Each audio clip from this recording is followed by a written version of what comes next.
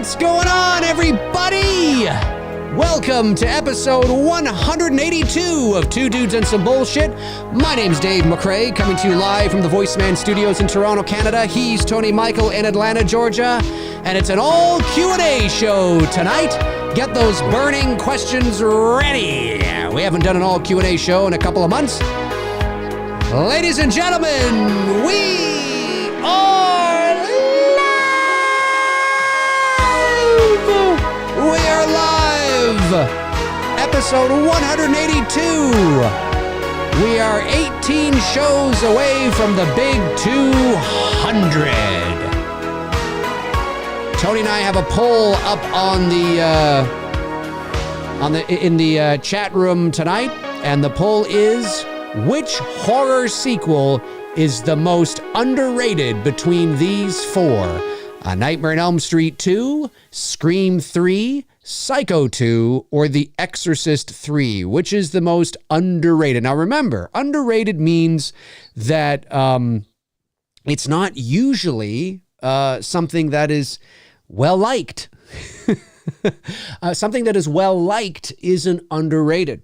So, for example, something like the original Halloween, it's not underrated. The original Elm Street, not underrated. That's totally an underrated film, Halloween. Friday the 13th Part 2, it's not underrated. Generally, the general consensus is that it's not really rated favorably amongst fans. It's more of it's a cult film almost in its own franchise. And so that's kind of how I see underrated anyway, right? But I think a lot of people tend to kind of, misuse the word from time to time. But anyway, so Elm Street 2, Scream 3, Psycho 2, and Exorcist 3. Now, the reason why I chose Exorcist 2 and Exorcist 3 in there as well is because Psycho 2 and Exorcist 3, although well-liked, they are often forgot about as well because they are generally just overpowered by their predecessors. So you can often forget that, and how many, part threes in a franchise are actually phenomenal. Not too many. Not too many. Exorcist 3 is one that is pretty good too. So those are the two sort of measuring sticks that I look at in terms of underrated. You may have your own, but so far, leading the way is Psycho 2 at 34%. Psycho 2 at 34%, followed by Elm Street 2 at 32%, then The Exorcist 3 at 22%, and no love for Scream 3. Well, there's a little bit of love at 11%. Tony, what do you think about that poll? What's the most underrated there for you? It was a tough decision between Elm Street 2 and Psycho 2, but I'm leaning a bit more towards Psycho 2. One, because what was her name? The actress, the brunette with the short hair. Oh, I know who you're talking about. Do you know what I'm talking about? Yeah, she's the deciding factor. She's hot. Yeah, she's very pretty. Yeah. She's related to somebody. Who is she? She's she's somebody's sister. I mean, it's still a good. Psycho 2 is still a good. It's underrated. Absolutely. It's underrated. And look, I mean, when you're coming off of an original film like Psycho and what some consider Meg Tilly. That's it. Yeah, she's Meg Tilly. She is the sister of Jennifer Tilly. If I'm not mistaken. Yeah. Correct. You've often heard Psycho being referred to as the grandfather, the granddaddy, you know what I mean? What started it all and all that stuff like that. You're not getting nitpicky because I know other people can pull up other films and like, well, technically this, you know what I mean? But Psycho's, Tony! I know, right? But Psycho is often referred to as that. And it's such it's one of them for sure. It's such a masterpiece of a movie that to come back and do it. I mean, not only to come do a sequel, but they did 4 of them, I like Nightmare on Elm Street 2. Like, we were talking before we went live. It's growing on me. I didn't really like it much years ago, but it is definitely one that's certainly growing on me a bit more over the years. No, Scream 3, that's like my least favorite in the franchise of Scream. And Exorcist 3, I like. Do you want to know why I put Scream 3 on the list tonight? Because I could have chosen another movie. Sure. I put Scream 3 on the list tonight because for whatever reason, because of the Scream buzz in the air as of late, because of these new Scream movies, I'm seeing a lot of chit chatter online of people revisiting Scream 3. I see it a fair bit. It's like it's sort of gaining its own kind of following within the people. For whatever reason, starting to think, they're like, oh, I kind of like it. I like Scream 3. It's underrated. I think people. So I was like, oh, I mean, I don't feel that way, but I thought, you know what? I wonder if people do. Clearly the rest of the world doesn't feel that way. Well, but then again, look what we're putting it up against, right? We're putting it up against. I mean, I almost put Jaws 2 in there. Jaws 2. If you had put Jaws 2, I would have. That would have been. That's one of my favorite sequels. Right now, that's an example because again, there's a couple of ways I'm looking at underrated here tonight. There's the underrated, which is generally the vast majority of these people. The general consensus is, by the average movie-going, communities, that this is not a really good movie. But when people watch it, it's like, no, it's actually is pretty good. You know what I'm saying? That's one way to do it. And the other way to do it is that they're generally overpowered by their predecessors, which of course would be the case of Jaws, right? Because Jaws obviously is one of the most, legendary cinematic movies in the history of motion pictures, ushered in the era of the summer blockbuster. It made Steven Spielberg a household name, certainly in comparison to, but that's that thing, right? How do you follow it up, right? How do you follow up a legendary film like Jaws? You get Jaws 2. It's actually, as far as sequels go, it's pretty good. I will say this about, I've often said this about Jaws 2. Jaws 2 is literally almost the perfect slasher film. When you look at it from a slasher film perspective, you have a monster, you have a bunch of unaware teenage kids out in an isolated area. You have good kills, you have good well, you know what I mean? The attacks on the kids where you don't see a lot of blood, but also are gut wrenching. The poor girl when Sean is, he doesn't reach for her and she gets pulled under. And the girl's boyfriend who gets it. So in all, when you look at Jaws 2 from the perspective of a slasher film, it basically has the criteria of everything that a slasher film has. I don't consider it a slasher movie, but certainly you can draw those parallels for sure. And it totally, you got to, because you look at like Friday the 13th, it's teenage kids in the middle of the woods and the campgrounds.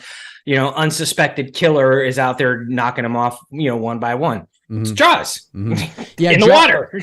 Jaws 2 has one of my favorite kills in any Jaws. Well, in any Jaws movie, there's only 4 of them, and 2 of them are the only ones that are good. 2 of them are dog shit, and 2 of them are pretty good. Is the one when what's his face? The girl and the guy are on that red boat, and they're out there by themselves, and the guy ends up in the water, and he's like, swim. Tina's boyfriend. Tina's boyfriend. That's a great moment. Great. There's some great shots in Jaws 2, despite the fact that Roy Scheider and what's his face there, the director, did not see eye to eye and came to blows at one point, or at least almost. And Scheider threatened to walk off the set. And the only reason why he did Jaws 2 was because he was contractually obligated to do it. And Jaws 2, I believe, he was actually contractually obligated for 3 movies. And I think that, not to Jaws, but I think 3 Universal Pictures, if I'm not mistaken. But I stand to be corrected, but I think Universal decided to just basically pretend that Jaws 2, was 2 movies so he could get out of his car. Anyway, it was a whole thing. Got to read up on it. It's insane. Roy Scheider but he was a professional, and you never would have known it. You never would have known that he fucking hated being there. And the thing that Jaws 2, again, obviously Jaws is such an iconic film. What Jaws 2 also gave you, it almost feels like it's just a continuation aesthetically. You know what I mean? It looks the same. It feels the same. It's just like, it almost feels like it's kind of like the aftermath of, just several years removed from it. Cause obviously Mike's older, Sean's older, I mean, obviously you're never going to live up to the original, but as far as sequels go, it's probably my favorite sequel of all the sequels out there. Yeah, there's an argument to be made for that, for sure. It's great. And I've always liked it. Like even since I was a kid. I always liked Jaws too. Super chat from Sam Hain or Sal Wayne. Sal Wayne's Knight sends in $5, says, which role do you think Adrian King is more likely to be playing on the Crystal Lake TV series? An older, not dead Alice or a different character? I think it is way more likely she is playing a completely different character. Yeah. Because Alice is dead. Yeah, and if they're staying within, and it all depends. Are they staying within long before the 1970s or the 1980s? Right. So, and from my understanding, though, now that they're not staying within the continuity, like this is different. This is not within the continuity of the movies. That's my understanding too. Which is why they're able to use all the characters. That's what I'm gathering. I don't know if that's to be true, and I don't know. We'll find out obviously soon enough. Yeah. But yeah, she's gonna be somebody else. Yeah, it's something. It's something like that. It's because I don't know all the legal side behind like who can do what can they get away with. But because it's television, I think it was you that said this. Because it's television and not movie, they have pretty much free reign to do whatever, right?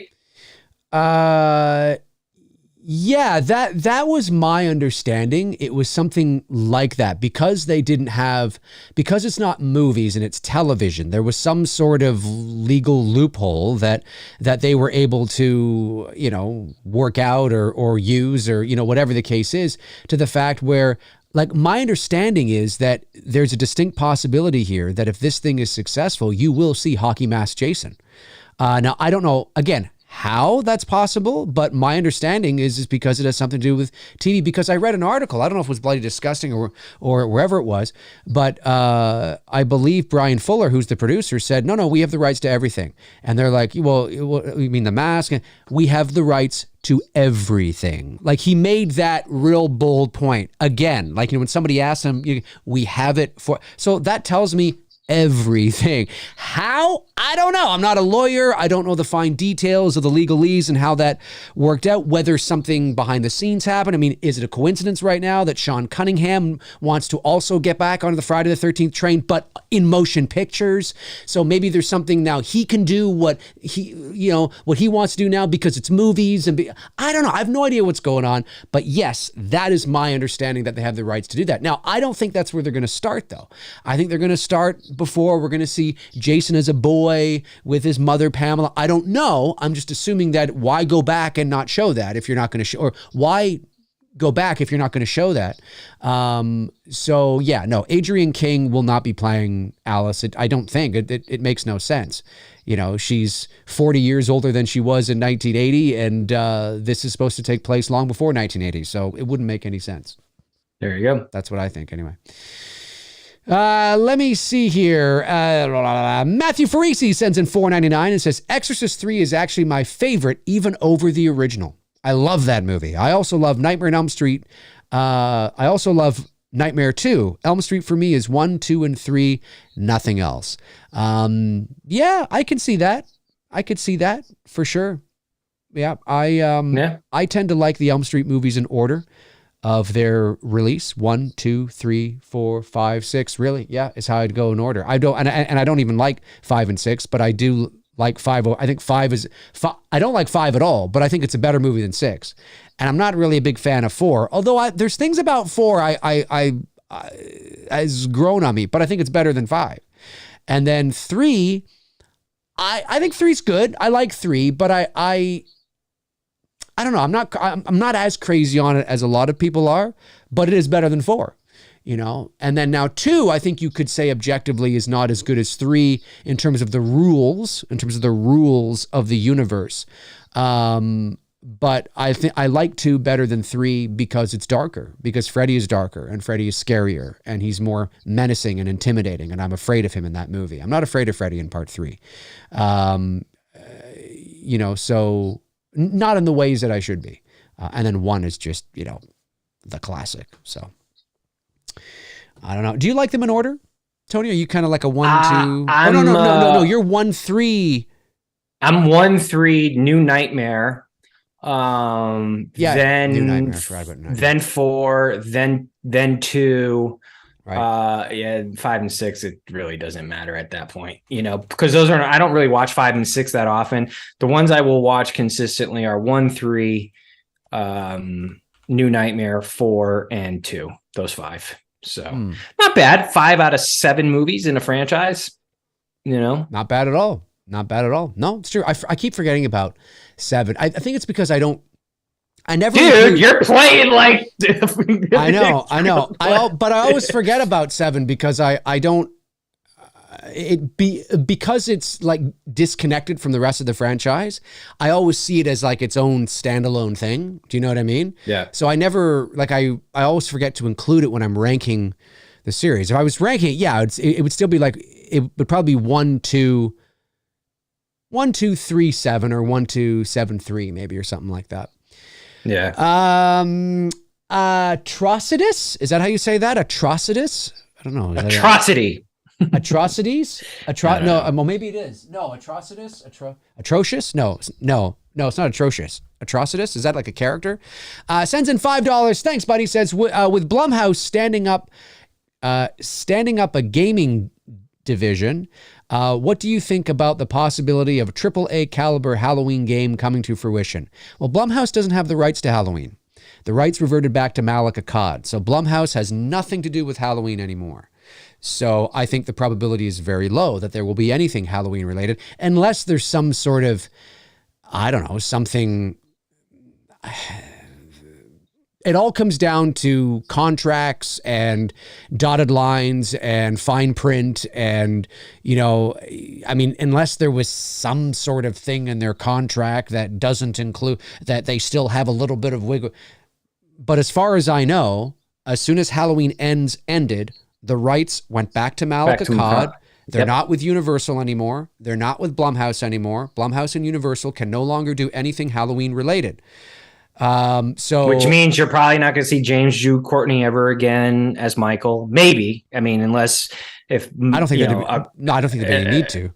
Yeah, unless Akkad says, "Hey, you were so good, we want to use you in ours." Then it would be up to James if he decided to want to do that. But even him, he's probably he's played the guy 3 times. It's like, well, yeah, and he's 65 or whatever he is, and his version of Michael died in a fucking machine. So I mean, he could always come back and play another version, but no, I don't think that's going to happen. I think it's very low. So I do not think you're going to see a Halloween game from Blumhouse. Like, again, unless they suddenly, now thought, hey, let's go back to Malik and say, hey, we're doing a horror video game division here. Can we work something out? And then Malik is like, hey, that's a good idea. And then they work something out that way. Basically what I'm trying to say is that as of right now, no, because they don't have the rights to do anything Halloween. But that doesn't mean they can't renegotiate a new contract for games instead of movies. And maybe Malik will get on board with that. I don't know. But as of right now, no. And I'm sure Malik is probably sitting there because, look, I mean, the franchise is still obviously extremely popular. There's no doubt about it. And it still makes money. And I'm sure he's sitting there thinking, what can we do? I think for those thinking that it's over, I don't think it's over. I really don't. I think I'm sure he's sitting there with his people wondering, what can we do? How can we milk this some more? How can we cash in some more on this? Because, I mean, look, as much as we didn't like Ends, and I despise the movie, I'd love to know, I can't figure out how to do this, and I know there's a way you can look it up online. I'd love to know what were the digital and DVD sales or Blu-ray sales. You know what I mean? Like, did it do well? Did people buy it? Sites you could find that out. Because box office wise, I mean, it's worldwide, it still made over 100 million. I mean, it's not like it didn't make money. It made money. It did its job. No, it did what most sequels do, which is make less money than, the previous. And movies. It made decent money considering that it was available on Peacock. Yeah, it still made over, because it's low risk. It's a $25-30 million film. You know what I mean? And it still made, like 100 and whatever it was million. I mean, it's, I think Akkad is, my gut feeling. Look, I can't say 100% for sure, but if he's looking at it from a business, which is what he's in the movie making business, He's not going to, obviously, I don't think he's going to go down the road of Jamie Lee Curtis. I think that is done, and thank God. No, yeah. You know, I don't need to see that girl in another Halloween movie ever again. So trauma. Right. That woman's giving me trauma from watching this franchise. So anyways, I'm not saying he would have. I'm not saying that he would talk to Danielle Harris, but it is an avenue. It is something that he could go down. I've read nothing, so don't take what I'm saying to heart. Don't take it as it's written in stone. I'm just thinking, like, if he's marinating on some options, that's a possibility to maybe go down that road with her Jamie Lloyd character. You know, I'm not saying that's what they'll do. Maybe they'll do something, you know, what they were trying to attempt to do in Resurrection, which was to get away from the family storyline and bring in new characters. That's the one thing I will say about what I like the idea of what Resurrection was doing. I just hated the story they built around it. I didn't mind so much getting away from the family and Michael going after the family. I just hated, like, the whole live streaming and whatnot. The whole story behind it, it was just dog shit, which is unfortunate because you have some decent actors in there, like Kate Sackhoff. I think it's Sackhoff. She's in the something like that. She's in whatchamacallit. She's in one of my favorite TV shows, Longmire. She plays a detective on there. Fucking love that. She's a great actress. And even the lead actress in that movie was pretty good. You had the kid from Save the Last Dance. You had the kid from American Pie. You had some decent actors in there. Unfortunately, it was a shitty script and it was a shitty movie and it just didn't deliver. So maybe that's an avenue that they go with, Michael, that instead of it being just connected to family, it's, you know, he's in Haddonfield and he's fucking up other people, you know? Who knows? Yeah. Who knows? Yeah. Halloween Resurrection. Yeah. Well, just because it wasn't earned. It just, they, you know, you need a natural idea transition. Is good. Separate from the family thing. Well, it just, give us a better story. Jesus. Yeah. And it just, it wasn't earned. It just like, why couldn't Michael just go on a tear on the college campus where they were at in Haddonfield? You know what I mean? Like, why did you have to go into the Myers house and like all that? Because it was 2002. Survivor was hot. I know. And they dated themselves. I know. Anyway, but yeah, no, look, Malik Akkad is sitting back, reaping the benefits of the millions of dollars he made off of the new Halloween trilogy. And he's just watching. He's in no rush. Halloween is the Akkad's baby. It's their bread and butter. It's Trancas International Pictures bread and butter. And let's just say within the next decade. He's very he's very protective of it. And he's in no rush. He doesn't have to be. He's just I think he's gonna watch and see how the Friday the 13th series does, and see how it goes. I mean, listen, I know these villains in these movies belong on the big screen, and I get that. That's where they make a lot of money. I understand that. I'm just at that point where I don't know what else you do, and so I have a feeling that they will turn to a series of some sort. What? I don't know. I couldn't care less personally because I'm just tapped out. I'm beyond tapped out. I can go the rest of my life without another new Halloween movie. Yeah, same. I really could. I've got more than enough content there. I mean, and let's be real. We've talked about this many times. The only Halloween movies I watch are the first 4. I don't watch any of the other. I have no desire to watch any of the other movies unless I just happen to be in a mood, to watch one of the other movies. And if I do, I might watch H2O. I may watch the 2018 film. That's about it. I can care less unless you and I are doing something related to your channel. I don't care. I don't care about the rest of them. It's true. It is. Well, like I say a lot, you need to miss it. You need to have it go away so you can miss it. Otherwise, you're just gonna,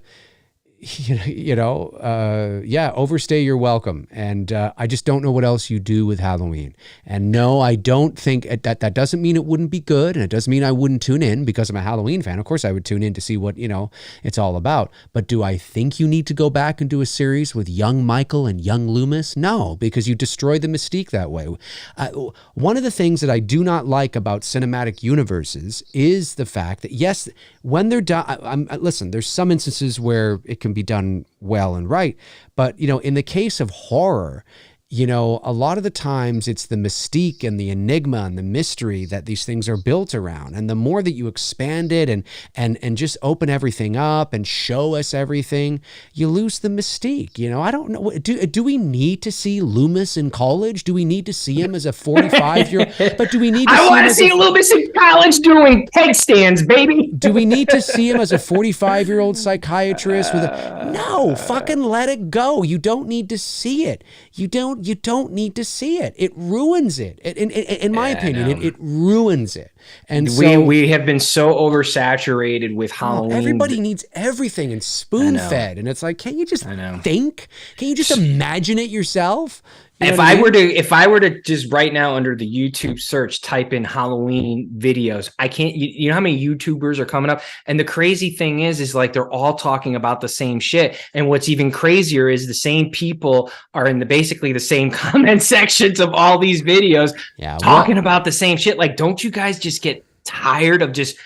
I guess not. There is an audience out there that just can't get enough of it, and they will be happy to recycle and talk about the same shit. Oh, well, you I don't know how many times you've answered the same question even on here. Well, that's different. Doing this with me. I don't even know what it's like when you do your solo shit. You know what I mean? Yeah. No, I it depends on it. It depends, but I don't mind doing that, especially if it's from somebody I don't recognize, because, it's important to remember that, obviously I have, we have regular viewers, but it's always somebody's first time asking. It's always somebody's first time hearing it, because the same people don't tune in all the time and, every show. So you have to answer it like it's the first time. And I think I do a pretty good job of that. But yeah, no, I'm with you. I think I think it's important too that YouTubers understand that, you need to that there is only so much you can do. Sure, you can analyze one thing from 5 different, angles, but once you do that, it's there, it's done. And I think it's important to, I'm so fatigued with it that unless you come up with an idea for this October, I don't even think I'm going to watch any Halloween movies except for maybe Season of the Witch. And that's it. Like, I just need, I need that break from it. You know what I mean? I just need a nice, like you just said, I want to miss it. I want to have that urge again to watch these movies. And I don't. And it's not personal to Halloween. It would be like that if we were saturated with Elm Street or Friday or, it's the same thing. It's just an overindulgence, I think. It's sometimes. What I love most about, I'm more of a college football fan, but football in general. It's a short time. And it doesn't stay around long enough. Right. And as soon as it's done, the missing of it starts to sit in. And then by the time September rolls around, I'm like, fuck yeah, let's go, because it's been several months. That's the kind of break I need from Halloween. I need, because we've, with 3 movies that we've had over since 2018, talking about it since 2016, so that's, Simon Mills sends in 10 pounds and says, talking of great sequels, The Bride of Frankenstein is definitely better than the original, and also Dracula, Prince of Darkness with Christopher Lee. He doesn't say a line, but commands the screen when he is on it. Good takes, Simon. Very good takes, and thank you for the super chat. I really appreciate that. I have, I know the movies you're talking about. It's been a minute, as they say. But Christopher Lee, he commands, every time he's on screen, no matter what role he's playing, he commands the screen. So I'm with you there. I'm with you there for sure. Josh McKenna sends in $9.99. Thank you, Josh, and says, you told some stories of you getting into mischief as a teenager. Did your parents ever find out any of the stuff you did, or did you get away with it? If you had siblings, did they ever cover for you?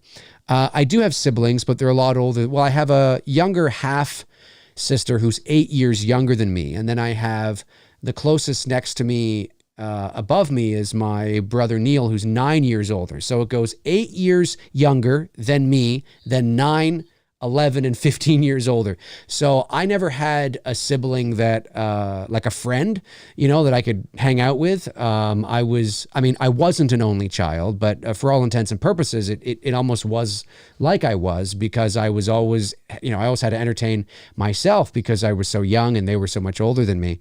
But as a teenager, I didn't get into anything bad. I know I told, the story about the two hookers that came to the house because we thought they were strippers and all that. I don't think my dad, I can't remember if my dad ever knew about that. Obviously my parents, I think my mother might have known about that. I might have told her. I can't remember.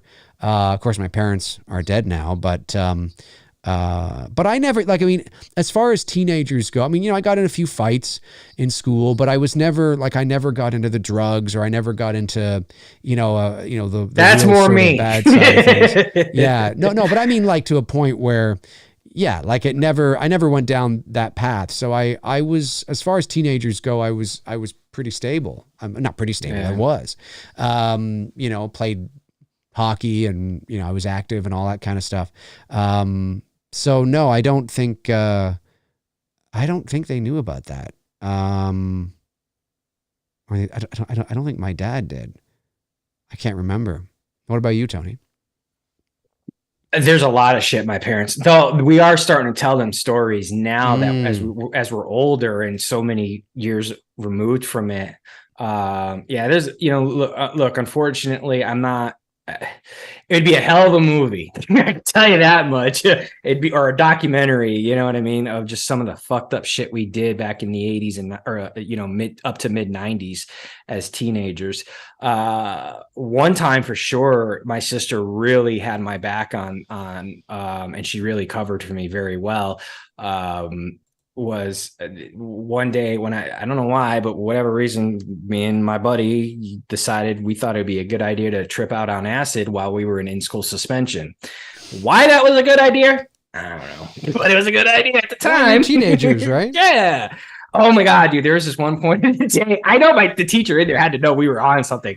I was sitting there with this yellow pen just going like this, and it was leaving traces. I was like, if my buddy's looking, he's like, Tony, stop doing that. I'm like, dude, you don't get it, bro. This shit is tracking like a motherfucker right now. And at one point I asked to use the pass, and I was running up and down the hallways, popping my head into different classrooms, just saying the most random, obscure shit and interrupting while the teacher was teaching. I thought you were going to say no, you were running up and down the hall, pissing everywhere. No, I was just popping my head into classrooms, just yelling random shit. But anyways, after school, I was starting to come down on the acid, but we went to this friend's house and decided to smoke some weed, and we did it out of a gravity bong. And it's the first time I've ever smoked out of a gravity bong. And I know you don't know, but basically it really enhances the high, smoke. And I didn't know that up until that point. I'd only smoked blunts or joints or, whatever, brownies. I had never smoked out of a gravity bong before. And dude, that shit hit me so hard. I went into full paranoid. I was scared shitless. I was walking down the street with my jacket up. I was freaking out. My sister was right next to me walking me home. And she's just like, calm down. Cause she was afraid. Cause my father, shorthand version of it, he's a old school, hardcore Christian, extremely strict, couldn't leave his house fast enough when I was old enough, basically. And she was worried. What was my father going to do to, if he catches me in this state of mind frame? So when we got into the house, I just kept pacing back and forth, and she was just, she did everything that she could do to mellow me out, because she was fine. She didn't do the acid. Because ultimately what finding out afterwards, what it had done, because I was still coming down off of the trip and smoking out of the gravity bong, it basically it took the acid trip I was on and just amplified it. But it set me on a bad trip. And learned a valuable lesson. Don't mix the two. I thought I was going to die, like all this shit. And finally I got to a point where, Felicia, my sister, she got me to a point where she got me to the bed and she laid me down and she just stayed with me. She was calming me down. Then my father came home and she basically covered for me for as long as she could before he comes busting into my room. She's like, get up. We're going to the laundromat and doing some laundry. I'm like, fucker, I am not in the state of mind frame, dude. And luckily though, by that point, when he got home and we went to the laundromat to do our laundry, I was still feeling the effects of it. Like I would just days off.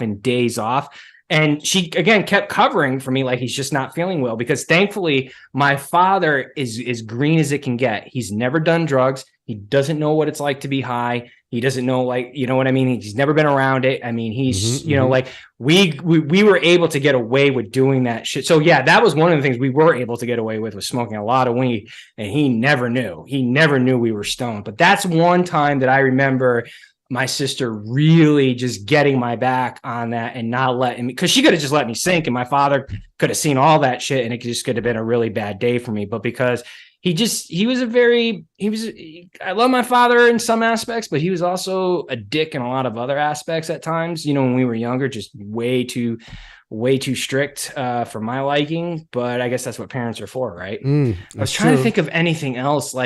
Mischief stuff that we've done, we did a lot of shit though. That's the thing. And again, some stuff they know about and some stuff they don't know about. And it's just, yeah, it's too much to really get into, because it's understandable. It's not something I want to brag about either. Of course. Because a lot of it, we did some fucked up shit. I'm not even going to sugarcoat. We did some fucked up vandalizing and shit that I'm not proud of. But when you're 13 years old and you're being influenced by older people, gang members and stuff like that, it's just you're doing everything you can to fit in and be cool. And now as a 44-year-old to be guy, it's I look at that shit and I'm like, what a fucking dick. I would sit there and talk to my 13-year-old self being like, you're a fucking dick. You're stupid. Right. Right. So. Here's another one from Nighttime. Sends in $2. Thank you. Says, have you or Tony ever crashed a vehicle or bike before? I'm assuming he means a bicycle. I have never been in a car accident where I've been driving. I've never crashed a car. Touch wood. A bike, yeah. But yes, I've fallen off my bike before. I've gone over, hills and jumps, and you fall. You go over the handlebars or something, or you fall. Yeah, but I've never nothing really bad where I've really injured myself or something like that. Scrapes and bruises and things like that, but nothing too crazy. What about you, Tony? Well, I grew up in a family who rode motorcycles. My mom rode, my grandfather rode, my grandmother rode, my aunt rode. So we're talking motorcycle here. Motorcycles, yeah. Bicycle. So the first time my mother was teaching me to ride her motorcycle, I crashed hard, but got right back up because I lived up. I basically, what happened was, if anyone's ever ridden a motorcycle before, it's kind of trial by fire. And unless you've ridden a motorcycle, you won't understand. And if you have, you do. I was revving. I released the clutch way too fast. Wheeling, cross the yard, boom, down I went. It's just and if you know what I'm talking about, then when you're first learning how to ride a motorcycle and learning how to get that sweet spot on the clutch, I miss riding. I had a lot of fun. I had a lot of fun with my grandfather. Had a lot of fun with my mom. I've only ridden on one motorbike in my life, and that was I was working at a movie theater at the time. This is the late 90s, I guess. And a guy I was working with, we were working the very late shift, and he was heading in the direction where I lived. And he's like, I was going to take the bus home, but it's 11:30 at night, midnight, and I had to take a couple of buses to get home. It's probably going to take me an hour and a bit to get home. And he's like, well, I could drive you home, but I I just have a bike. And I'm like, oh, okay. And he's like, have you ridden I said, no, I've never been on a bike before. So I just got on the back. I put on, he had did he? Yeah, he must have had a spare helmet. He must have. Did I wear a helmet? Yeah, I must have. Anyway, I put on the helmet, I'm pretty sure, sat in the back, held on to him, right? And we just took off. Not hold on to him, but, hold on to the bike. It wasn't like, Dumb and Dumber or anything like that. But and we took off. And it was cool. It was the only experience I've ever had on a motorbike. I love riding. I miss it. We used to ride all the time up in Connecticut around that area. Like I said, with my mom, my grandfather, rode with my grandfather, like you said, like on the back. I started riding on the back of my grandfather's motorcycle when I was 6 years old, just wrapping my hands around him, and he would just take me down the roads and shit. And I loved it. I was addicted to it. And then I stopped. Oh, when I moved in with my father, he was like, that was when I was in my middle teenage years.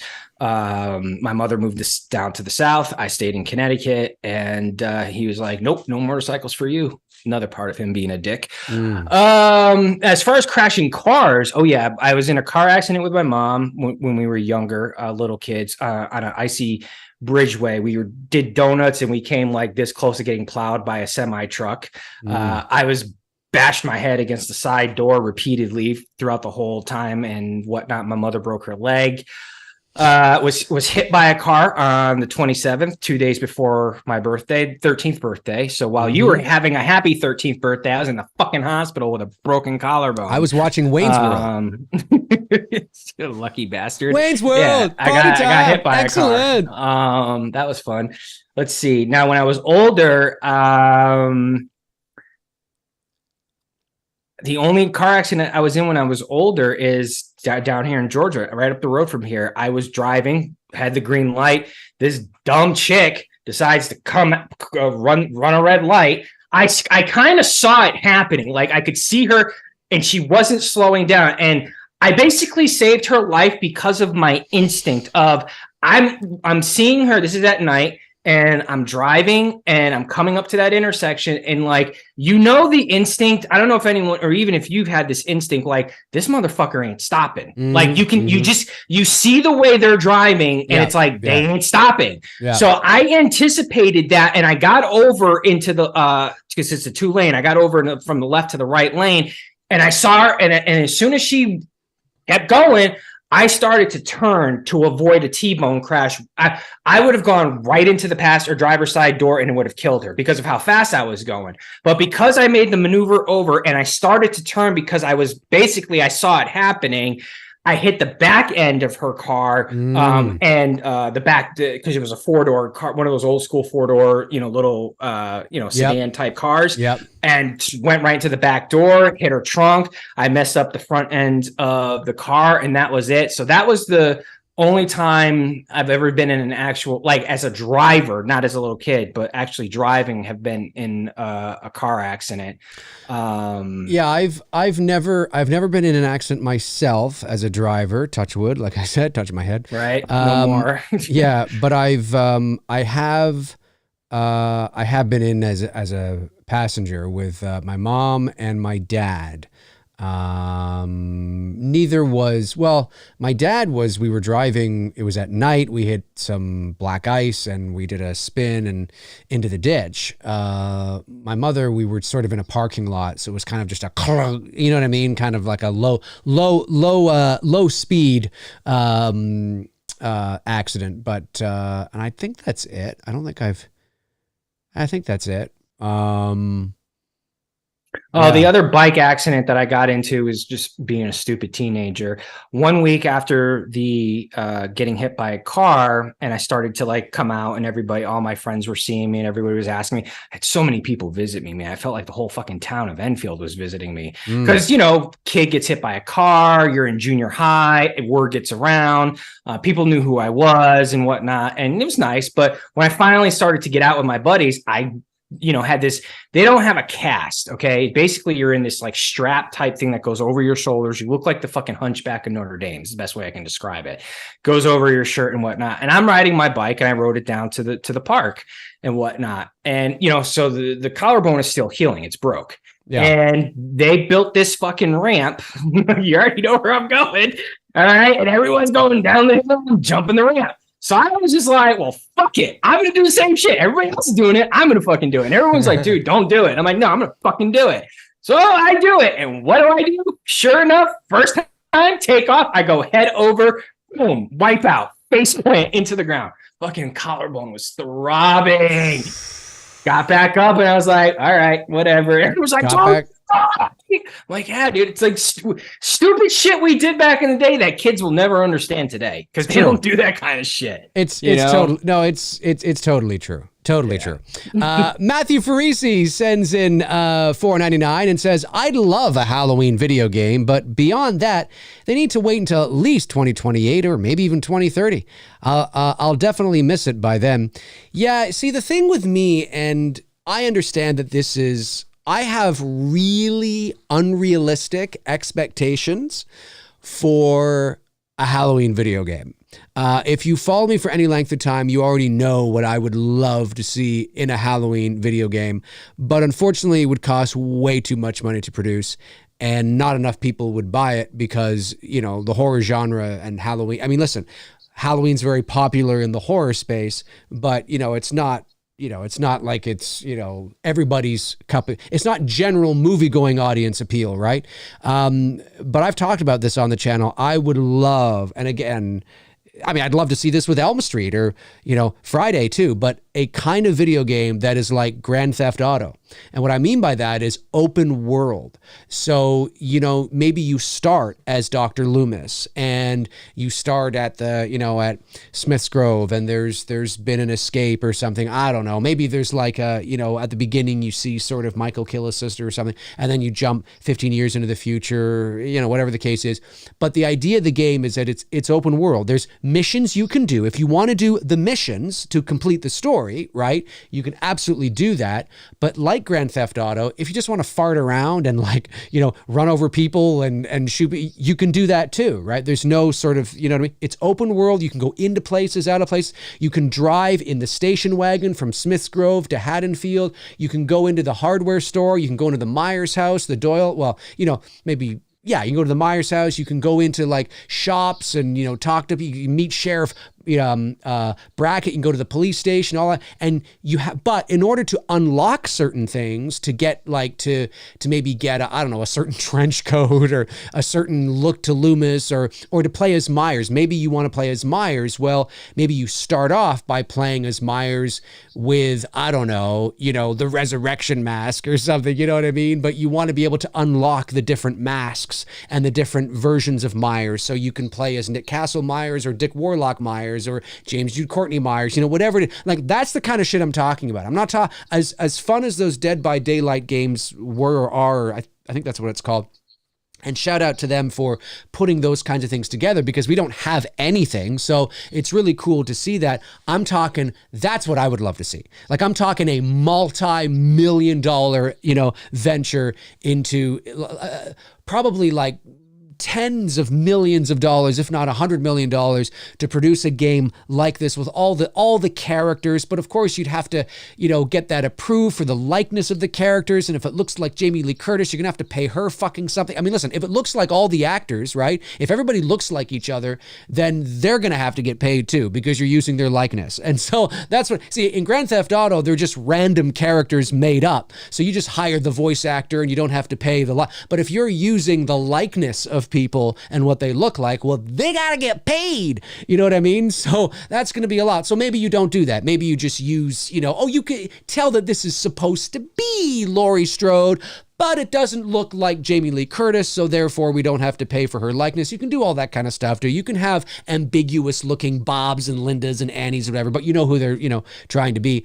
But that's what I'm talking about. Like a big, epic, open world game. You unlock things and clues and characters and people and station wagons and cars and knives and weapons and all that shit. And there's a gigantic story that's built over like the course of all the movies and stuff like that. That's what I'm talking about. We're never going to see it. And so that's why I'm like, you know what?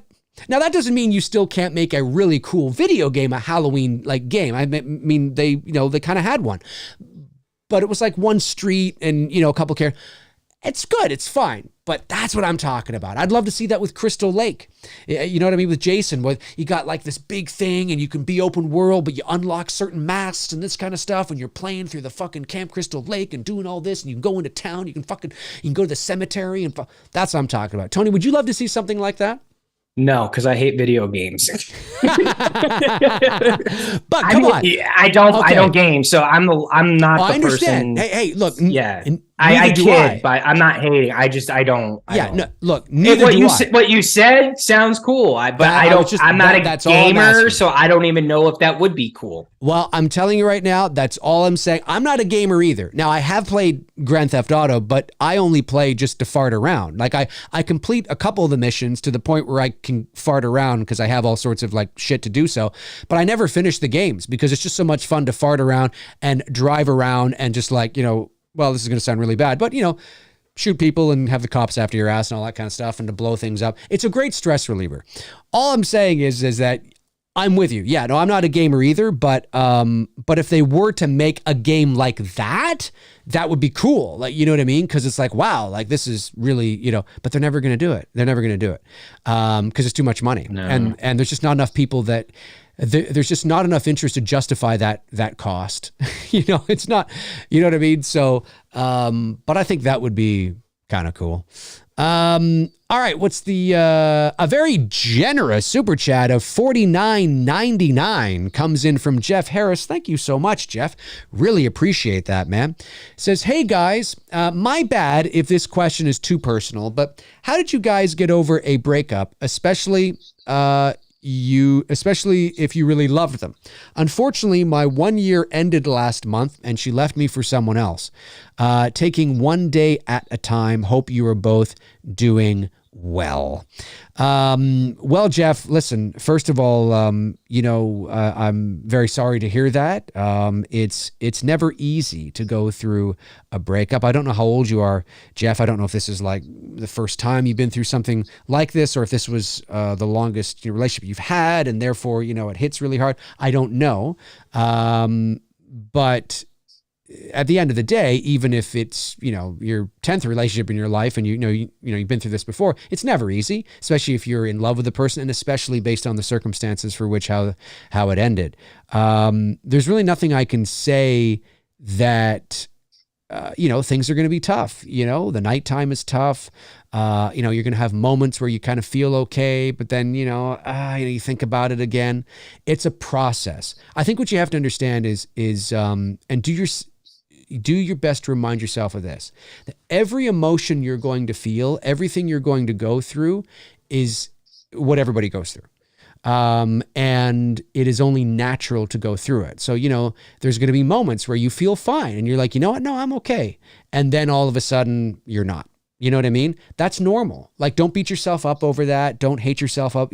That is completely normal, right? So it's a process. You just have to let life take its course and allow yourself to go through what they call, of course, the grieving process, right? I mean, losing a relationship it can be like losing somebody to death, right? I mean, there's a lot of similar sort of emotions that we go through. So you just have to be gentle with yourself, go easy on yourself and allow yourself to go through it. It's not easy, but you have to allow yourself to go through it. Surround yourself with friends, who understand that and who can be there for you to talk. Sometimes good friends are just there to listen. Sometimes you don't need them to say anything necessarily. And sometimes you'll hear friends be like, will say things like, dude, I just don't know what to say, and sometimes it's like, it's okay. I don't need you to say anything. I just need you to listen. I just need somebody there to listen. You know what I mean? So don't be afraid to reach out to friends and even if they're like, dude, I'm not really sure what to say. Or maybe they've said everything already, your good friends, your best friends will be there for you to listen, and that's really it, man. I mean, there's not much, there's no magic red button to press, to make it just all go away. It's a process and it's not easy. Tony? Yeah, I was just thinking about the two experiences I went through with Chrissy. Now, please don't take my example as I don't want to give you any false hope. Okay. Cause I'm to full disclosure, what me and her have is It's rare. It's so rare that you have someone stay in your life as, I mean, she's been in my life since I was 19 and I'm 44. We dated as teenagers. We broke up because I had moved to Georgia. That was tough. That was heartbreaking.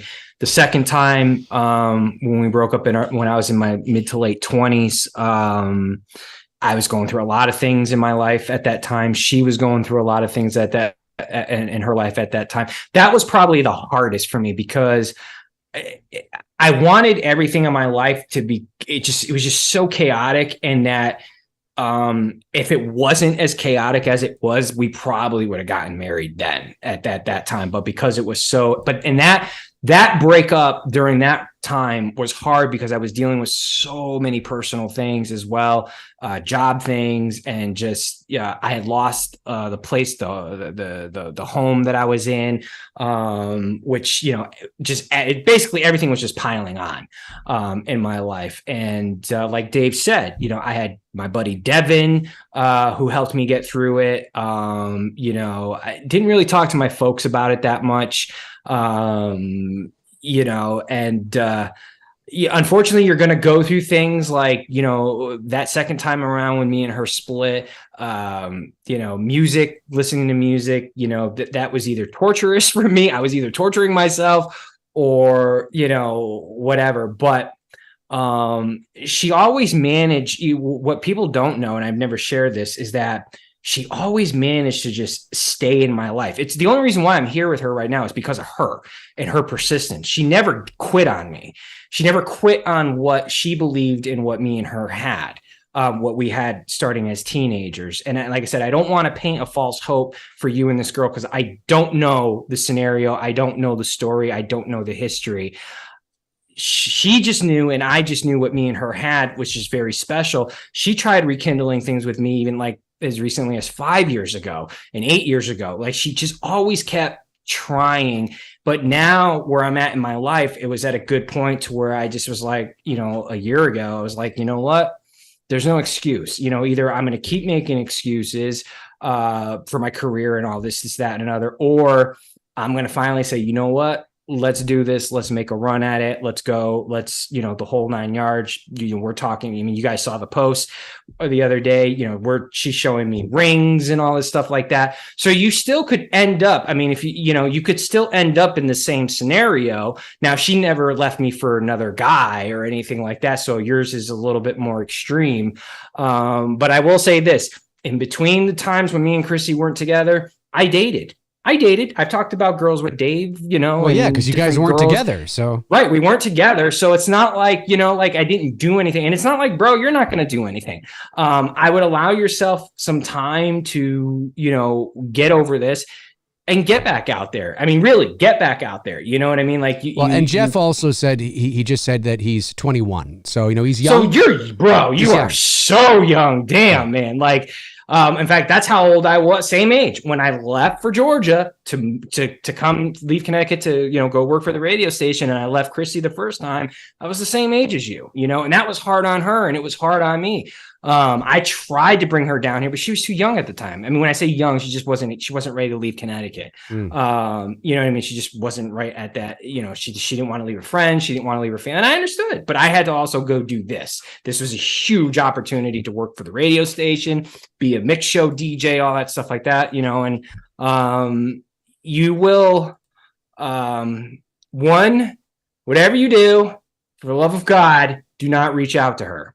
If she really likes you, dude, she may come back to you. She may reach out to you. But even at that, what she did to you right now, you always are going to have to keep that in the back of your mind.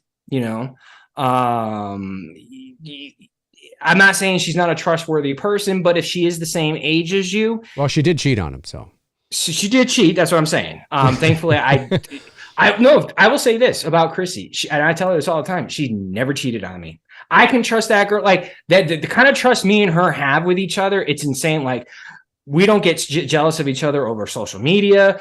She can be in a room filled with male models and all that stuff like that. And I know she wouldn't, I know her. She wouldn't throw away what we have over some dumb shit. That's the kind of woman you need to find for yourself, for starters.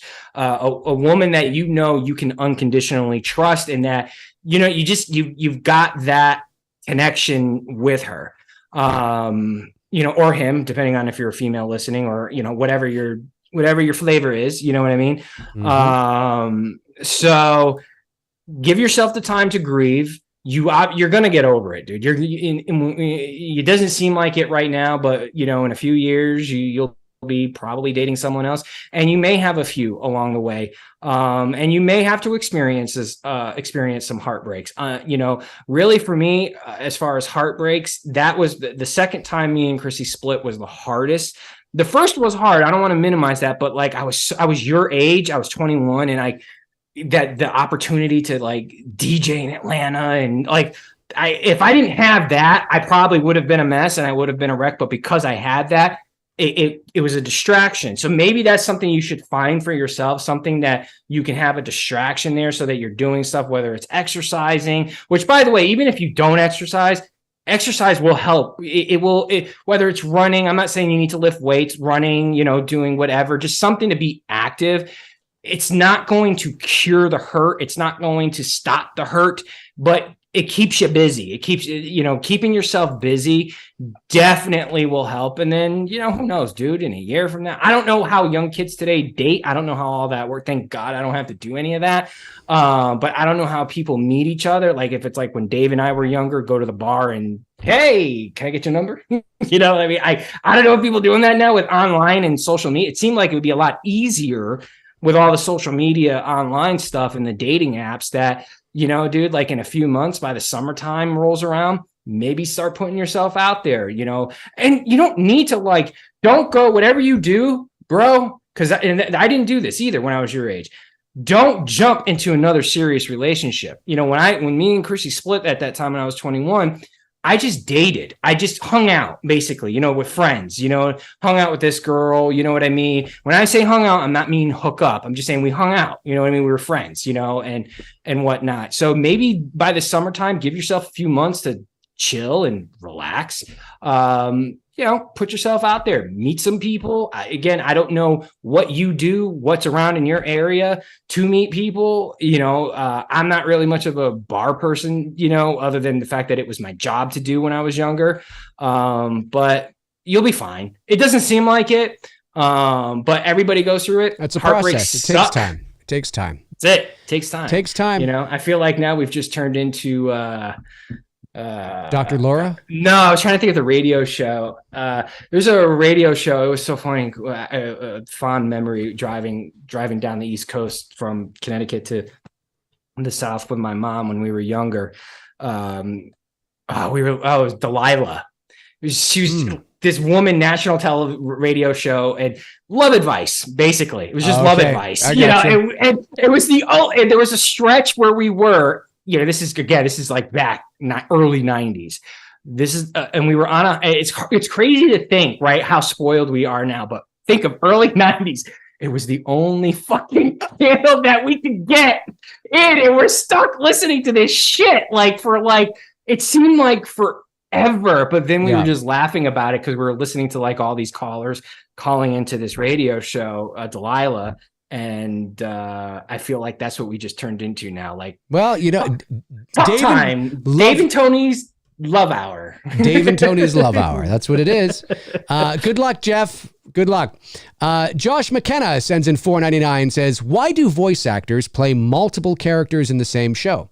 Why would the same actor who plays SpongeBob also play a random town citizen? Well, the primary reason is because most animation voice actors are, number one, they're versatile to some degree. I mean, everybody's versatility is different.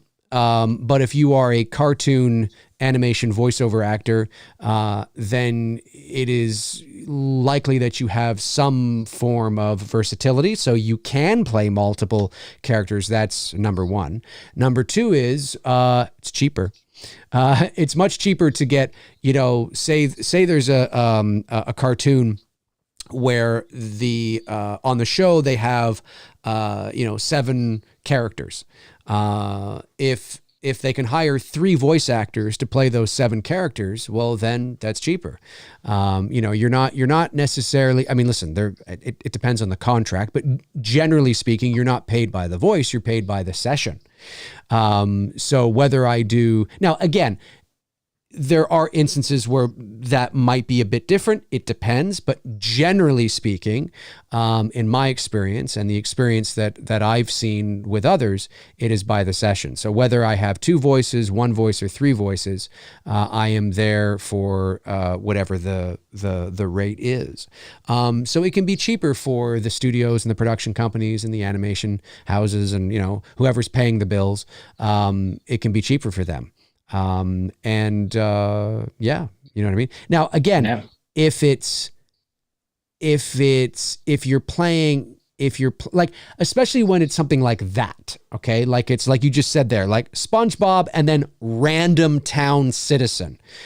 Why are we going to hire, a voice actor to come in and play the random town citizen when we'll just get, Steve over here to do it, right? Like it doesn't make any sense, right? We're going to save ourselves, a couple $100. Now it is possible as well that if the actors are playing multiple main characters, then the rate may and likely can go up because you're playing several main characters. But it all depends, right? It all depends, especially if we're talking about union versus non-union, and most of the animation is, union. But anyway, it's a whole other thing. But that's in your example, SpongeBob, main lead character, random town, guy off in the corner. Yeah, just because it's cheaper. You just don't have to hire, some other guy to come and do it. You know what I mean? Because it's just so, that's why. Nighttime sends in $5 and says, Dave, you had Terence H. Winkless. I did. Yes, I did. From the Banana Splits on your show. I did. That was legendary. You literally have no idea. I literally have it was legendary. Well, I didn't have him on because of the Banana Splits. I had him on because of he was in film school in the late 60s, and he took part in that, I forget the name of it now. It was a student film that predates Black Christmas by about 5 or 6 years. And it could be the very first movie, even though it's a student film, it could be the very first movie to introduce the idea of somebody on the telephone coming within inside the house. What the hell is the, hang on a sec here. There it is. For some, of course, he was also, that's it. He was a producer on Judson's Release, and of course, The Howling as well, and whatnot.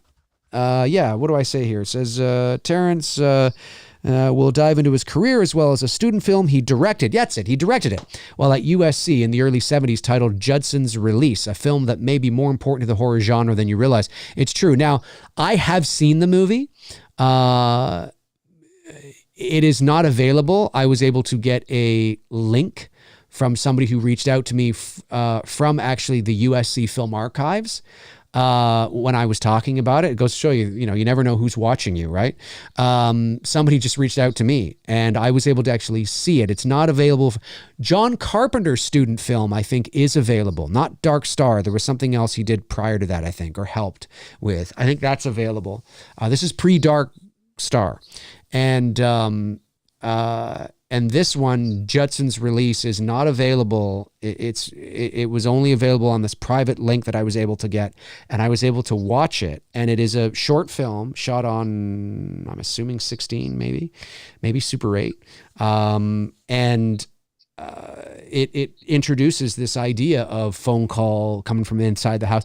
That's why I wanted to talk to him about it. And it's a great interview. It's McRae Live, episode number 163 from the 16th of April, 2021. So just YouTube McRae Live 163 and it'll pop up. And I think you guys will have a blast if you've never seen that episode. It is a good episode. And he's a really, really nice guy. And Yeah, it's that film, Judson's Release, I think is really it's too bad it's not out there for everybody to see. Like I said, short film, I don't know, like 10 minutes long, maybe 15 minutes tops. But it's interesting. It's like, wow, this predates Black Christmas by like 5 years, because Black Christmas predates When a Stranger Calls by 5 years, and often Black Christmas is looked at the very first, movie to ever, and maybe it was in terms of mainstream, but there's this little student film from the late 60s that might have been there first. So anyways, that was my main sort of interest in that. And yes, of course, the Banana Splits and even Power Rangers too. He's got connections to that. All right, where are we here? Hang on a sec. Got so many tabs open here. Okay. Some more super chats came in. Let me just see if I can quickly get them.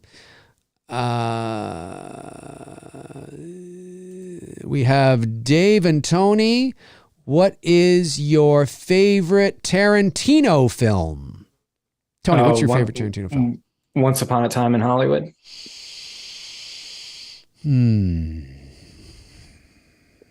Yeah, I would probably say I'm not a big Tarantino guy.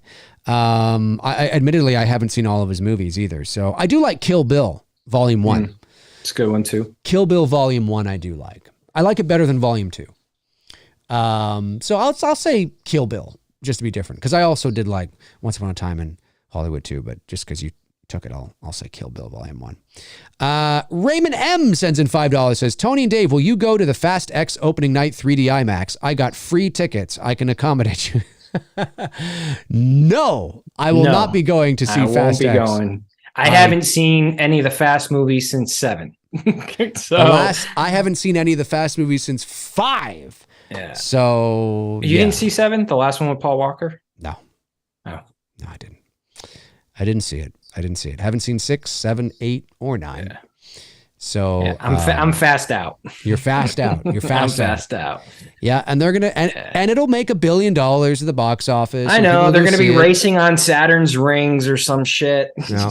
Well, they're just gonna. Well, okay. Listen, I am not neck deep into the mythology of Fast and the Furious.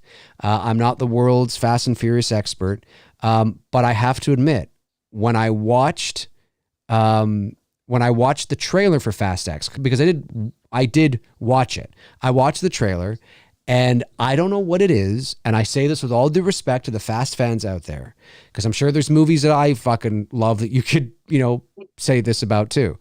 But when the trailer began, I just started laughing. There was something about the trailer and something about the way they're like, family, and and it just feels the same to me. It just feels like it's just the same shit, and it probably is.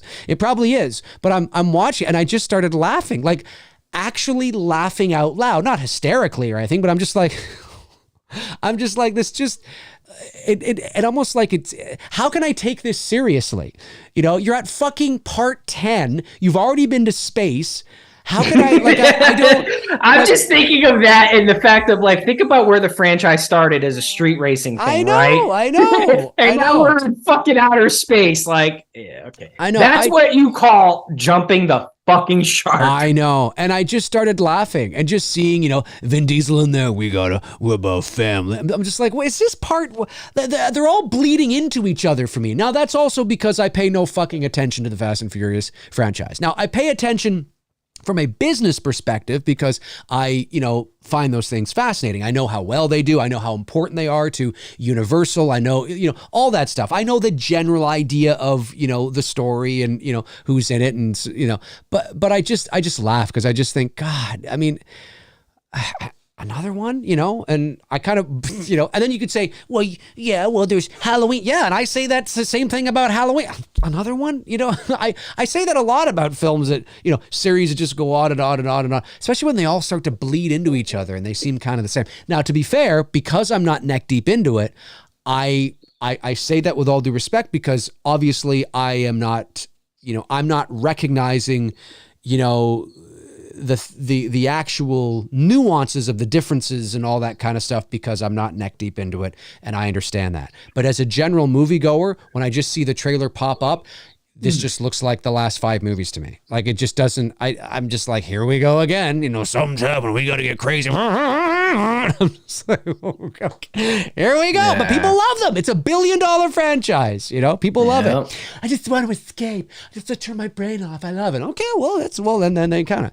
So no, Raymond, no, you go and have fun. You go and have fun. And I wouldn't go anyway. So, you know, with all due respect, even if I wanted to go, I wouldn't go with strangers off the internet. With all due respect.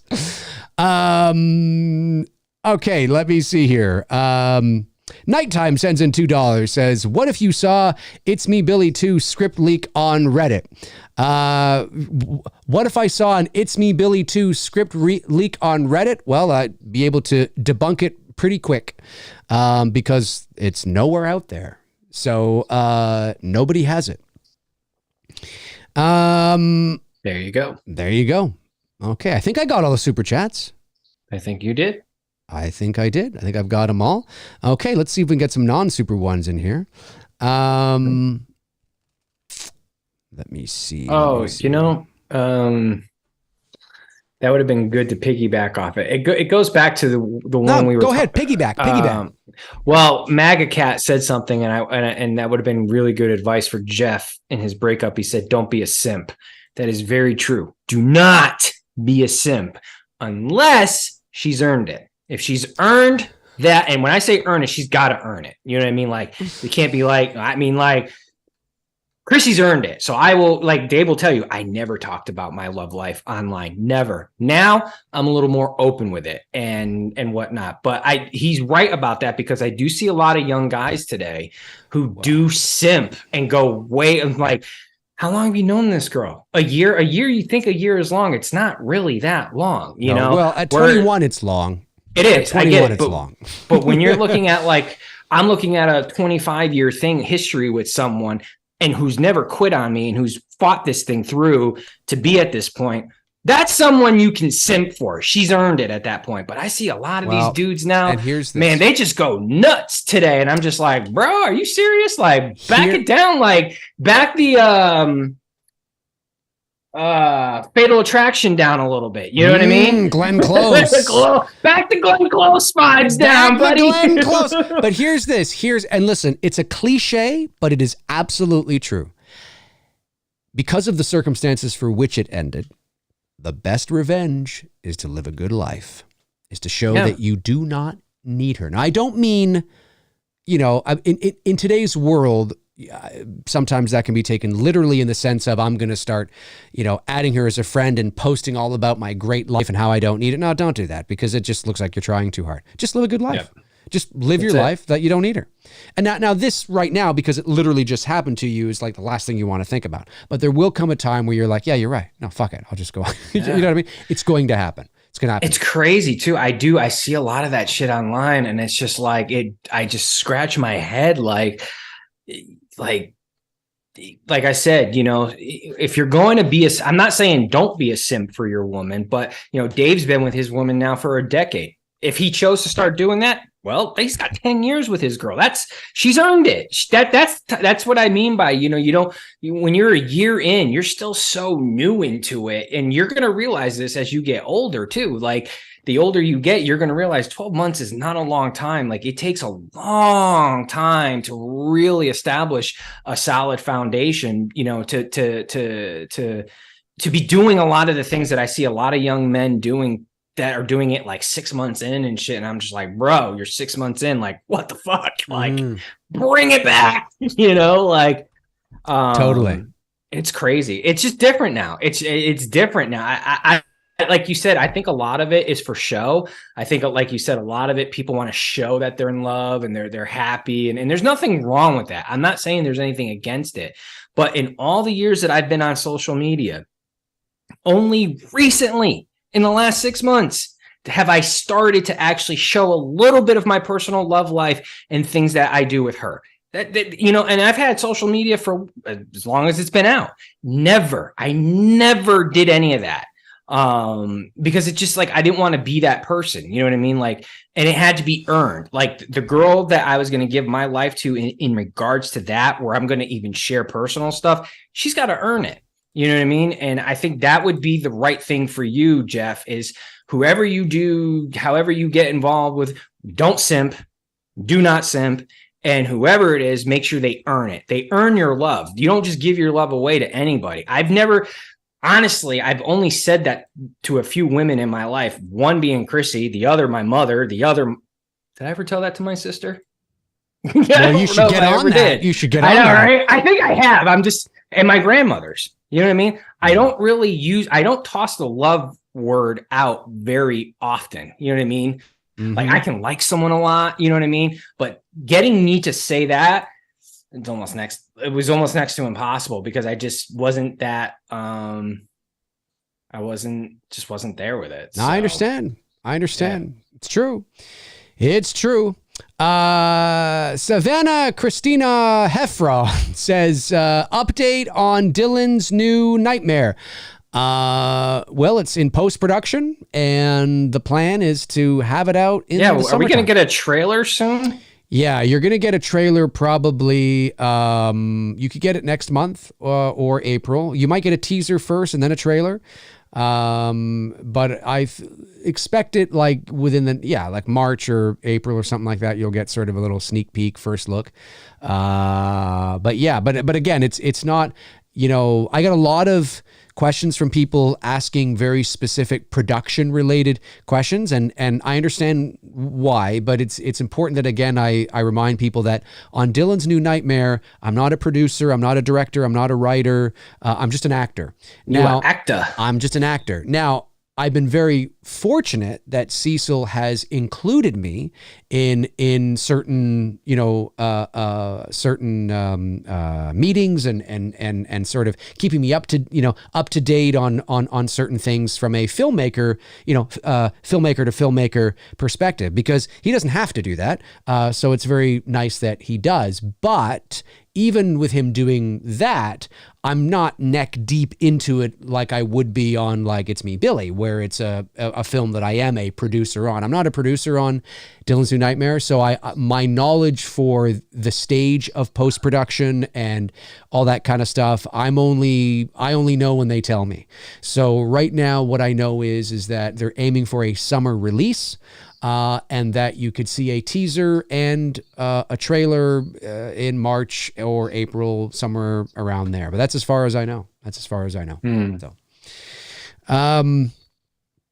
So, Chester actually asked a good one. Dave and Tony, have you guys ever done a two dudes on all the Final Destination movies? No. But haven't we watched the first one? I can't remember if we did or not, but I haven't watched all of them, and I'm not about to.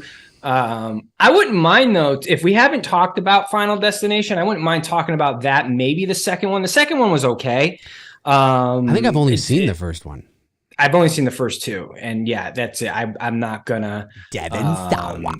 Yeah, I'm not gonna go beyond that. I don't have any desire to watch those. So wasn't Devin Sawa one of those guys on like those Teen Beat magazines, and he was up there too, I think? Wasn't he one of those teen heartthrob guys? Something like that. I don't know. It's been a minute. Something like that. I know DiCaprio was all over them.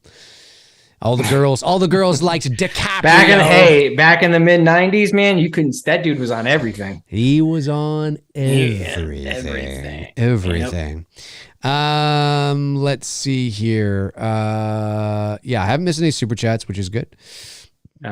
General Shepard, Dave and Tony, thoughts on Michael Keaton returning to play Batman? I'm as giddy as a schoolboy on, I don't know his line. First date. Yes, giddy as a schoolboy on his first date. No, but there's actually a line in a movie. I can't remember the line now. Okay. Anyways, I'm as giddy as a schoolboy on his first date. Dave, thanks for concluding the line. No problem. I'm excited. I am. The 10-year-old kid in me, when I seen it, there was a video. Someone had done a fan trailer using the old theme by I saw Elfman. that. That was really cool. Like that gave me goosebumps. Yeah.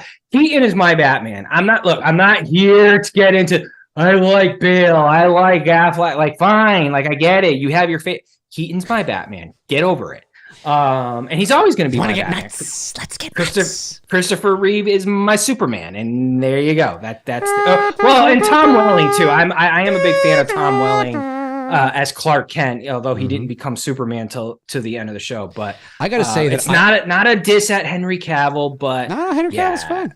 Yeah, I'm stoked. I'm hoping, fingers crossed. I don't know. There's nothing out there. I'm hoping that because they're doing these Elseworlds type movies in the DC universe, that maybe we might get one more Keaton Burton Batman film from this. That, maybe the two of them will sit down and say, "Hey, you want to do one more?" There's no talk, obviously, but maybe enough interest from people. That maybe. I don't like going to the movie theaters very often, and I'm not a Flash fan. I know nothing about Flash. Other than the guy who's playing it is nuttier than the people in Cuckoo's Nest. Really is. Some of the shit that he's done in his personal life is just beyond fucking bonkers. Yeah. But having said that, because Michael Keaton's returning to play Batman, that's the only reason why I may go see that in theaters when it comes out in, I think, June. Oh, you're going to see it in theaters. Yeah. I mean, it's because of that. Other than that, I don't care. I don't care about anything else that's going on. I just want to see my Batman back in action again. And again, I hope it peaks enough I hope there's enough excitement created that, it's show business, and, the powers that be that want to make the money, they might throw enough out there at Burton and Keaton and say, "Hey, go do your thing." Yeah, when it comes to the 1989 Batman and its sequel, Batman Returns, obviously I was a kid through that time as well. I remember the era very well. I remember the movies very well. I remember the hype and the excitement around it very well. And I remember seeing the movies. But I'm not as you guys know, I'm not a hardcore, superhero person. And even back then, I liked the movie well enough, but I wasn't I didn't have the toys, or I wasn't obsessed about it like, some people were, or Tony, sure. right? But that doesn't mean that I understand why people are losing their shit. I get it because I grew up through it.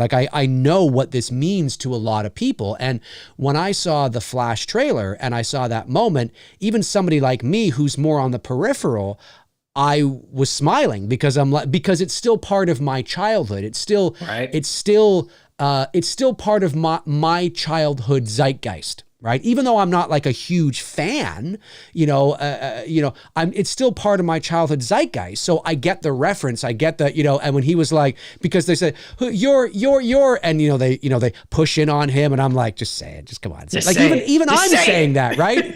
even I know what he's going to say. Right. And he's like, yeah. I'm Batman. And even I smiled. Right now, did I get the goosebumps that maybe like the hardcore? No, but I still smiled and was like, that was good. That was good. That was good. That was good. Even I, so and you heard a little bit of the storm, yes, and you flew down. Yeah, for sure, of course.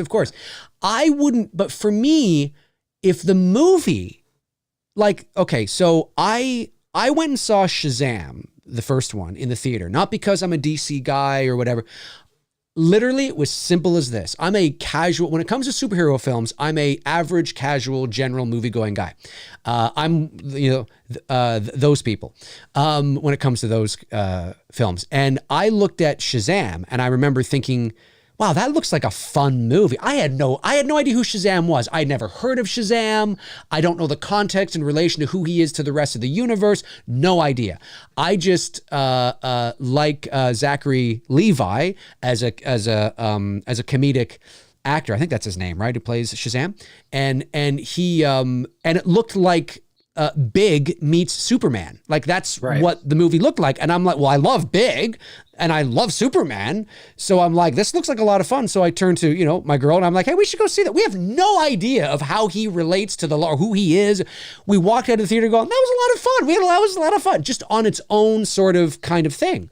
And I kind of feel that way about The Flash. Now, obviously, I have heard of The Flash, and I know how he connects to all the other, the DC shit.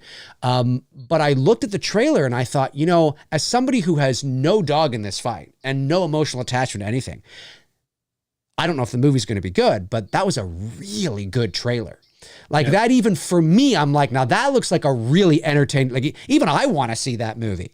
So if I went to the theater to see it, it wouldn't be because of Michael Keaton. That would be just like a bonus.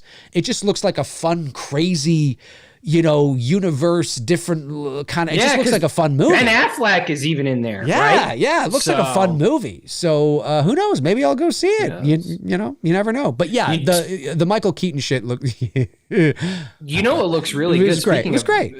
Speaking of Ben Affleck, it looks really good is then I didn't even know him and Matt Damon were doing this. Is that the biopic on how Air Jordan, on how Nike got Michael Jordan to do the shoe with them and how they started the Air Jordan. It's not a biopic on Michael Jordan, but I was like, I didn't know even what I saw in some of the trailers. I was like, I didn't know half that shit was. I knew about Adidas. We all heard the story how Michael Jordan wanted Adidas, but Adidas didn't want him. Yeah, and it's basically, talk about Adidas.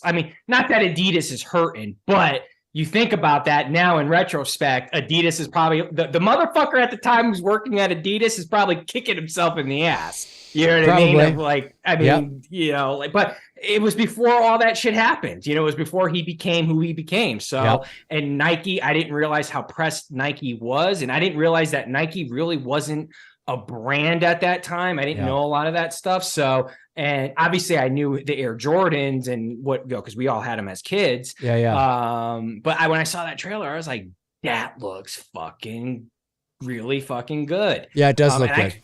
There's a Tetris video game too, or a Tetris movie, right? Yeah, about how it came to be. I bet you this is going to be a trend now. Now we're going to start seeing all these these biopics about how all these things came to be. Yeah. No, it does look good. You're right. It does look good and great cast. When was the last time? I think Affleck's directing it, isn't he? He is. He's directing it.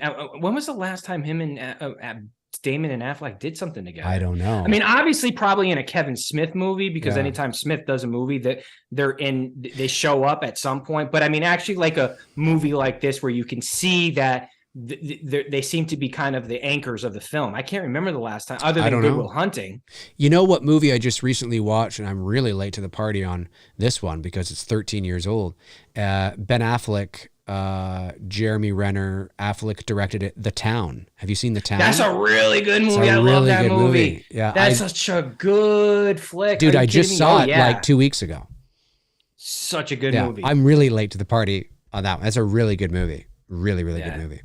Raymond M sends in another $5. Thanks, Raymond, and says, if you got invited to the Fast X premiere and flown out by Universal, all expenses paid as a VIP, would you go to the Fast X premiere? No. And the reason for that is because I can't appreciate that on the same level as a huge Fast and Furious fan. And so it wouldn't be, I can appreciate it on a level of, oh, this is cool, but, I think for me, again, not that I've ever been to a Hollywood premiere before, but I have, I've walked a couple of red carpets in my life, and I've been to some film festival premieres. And so I'm familiar with the environment, familiar with the, the sort of the vibe.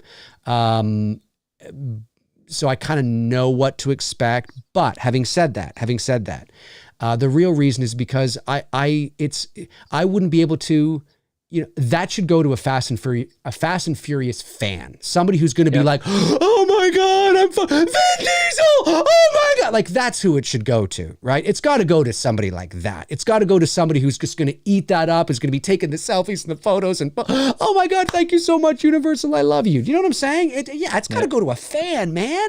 It's got to go to a Universal fan, or not a Universal fan, a Fast and Furious. So as much as that's cool, I'd be like, I don't care about the movie. So I can't appreciate this. No, like I would if I won something like that because I was in some sort of contest, I would literally do what they do on The Price is Right, which is I wouldn't bid on the showcase. I would pass it to somebody else.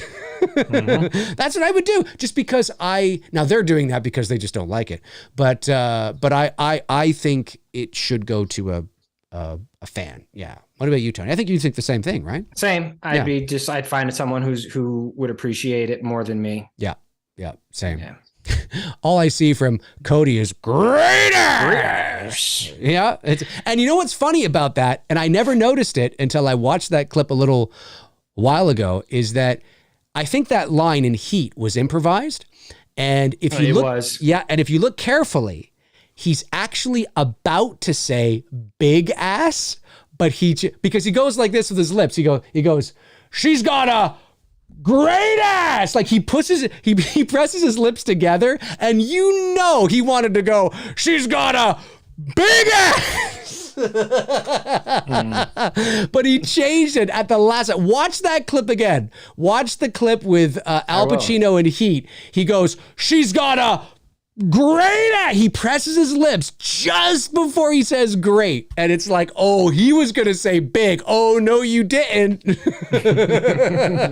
He was going to say big, 100%. I love that fucking line. It's the way he's greater. Like, who says so? Great ass. He's great. He's great.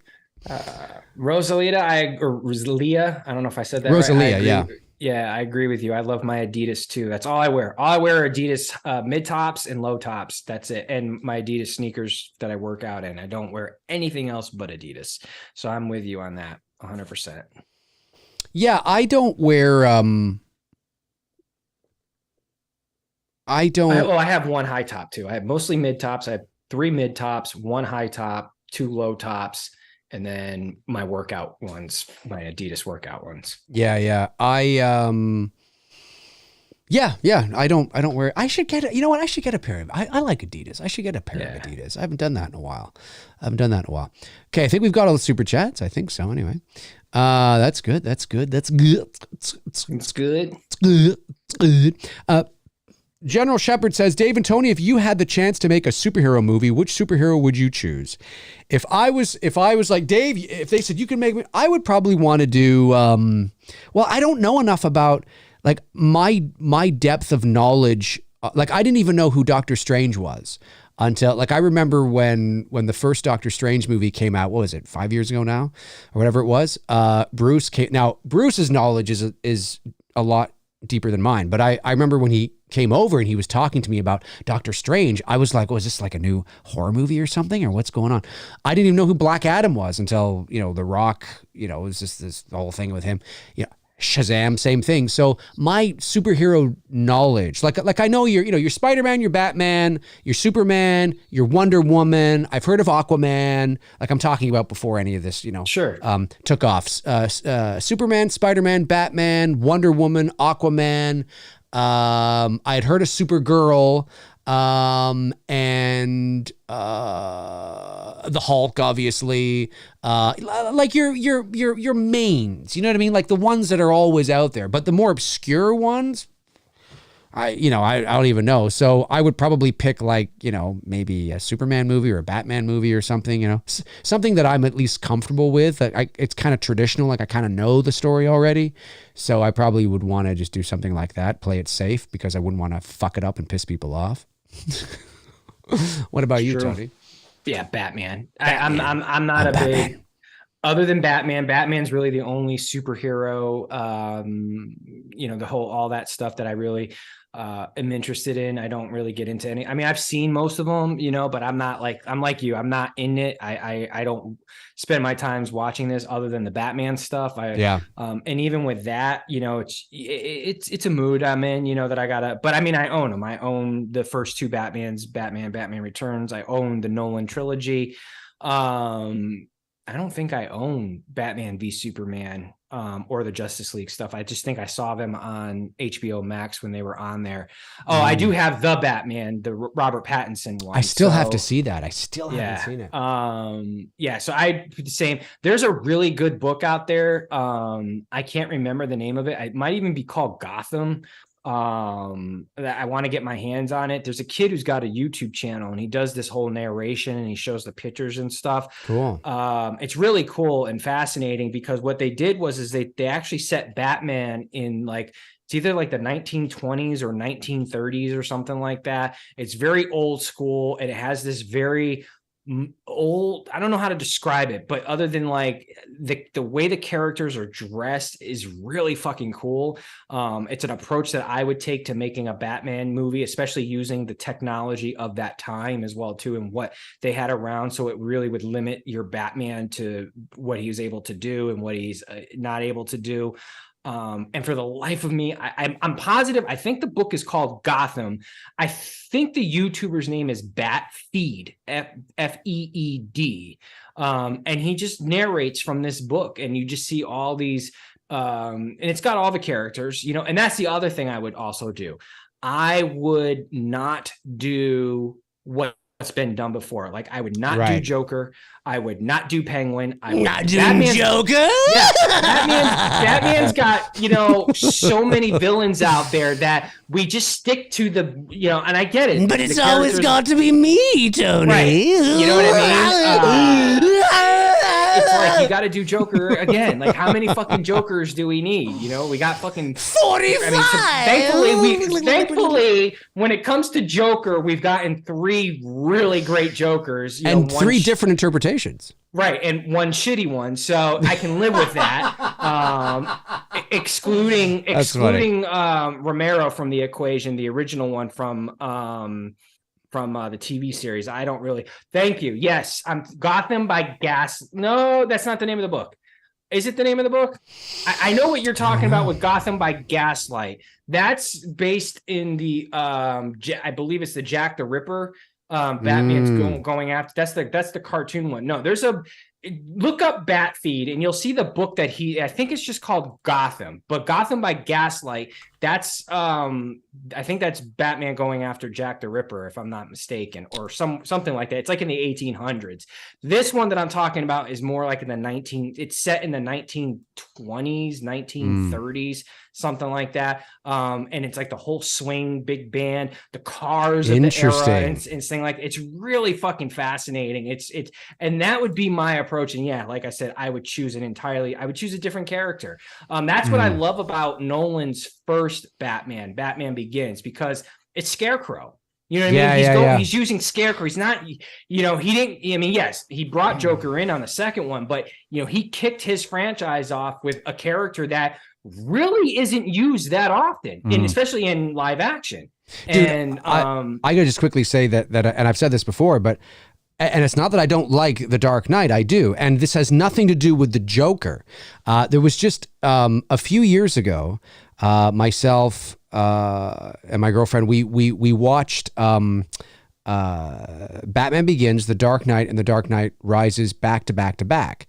This, I don't know, 5 or 6 years ago, whatever it was. And watching them back to back to back, like we just took, you know, a whole afternoon, and I actually found myself liking Batman Begins the best.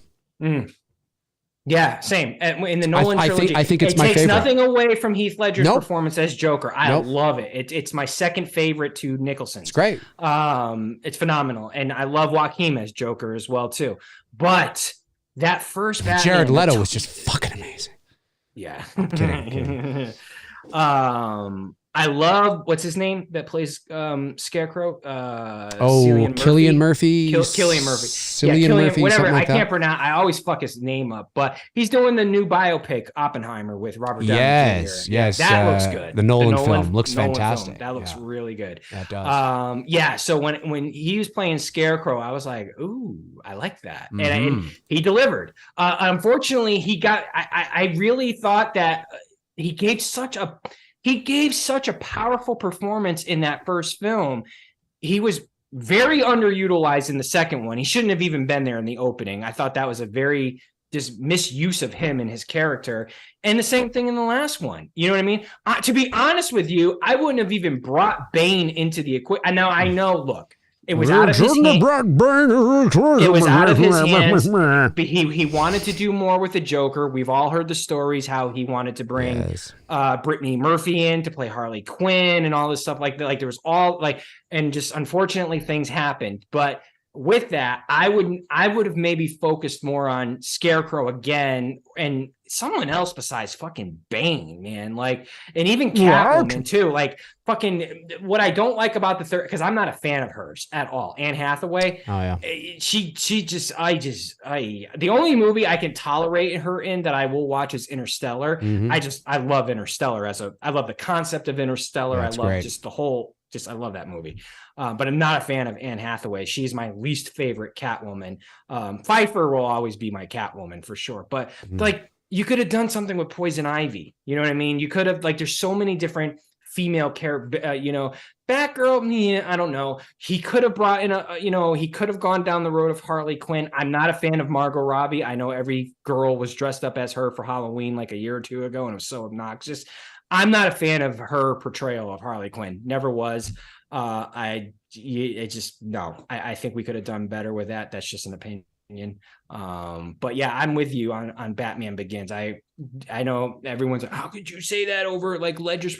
It's not. I'm not. It's not Ledger's performance. It's just the movie as a whole. It's just the movie as a whole, and it's a good movie. The Dark Knight's a great movie. It is a great movie. Yeah, of the two, I'm with you. Batman Begins, I like more. There's something about it I like a bit more. Yep.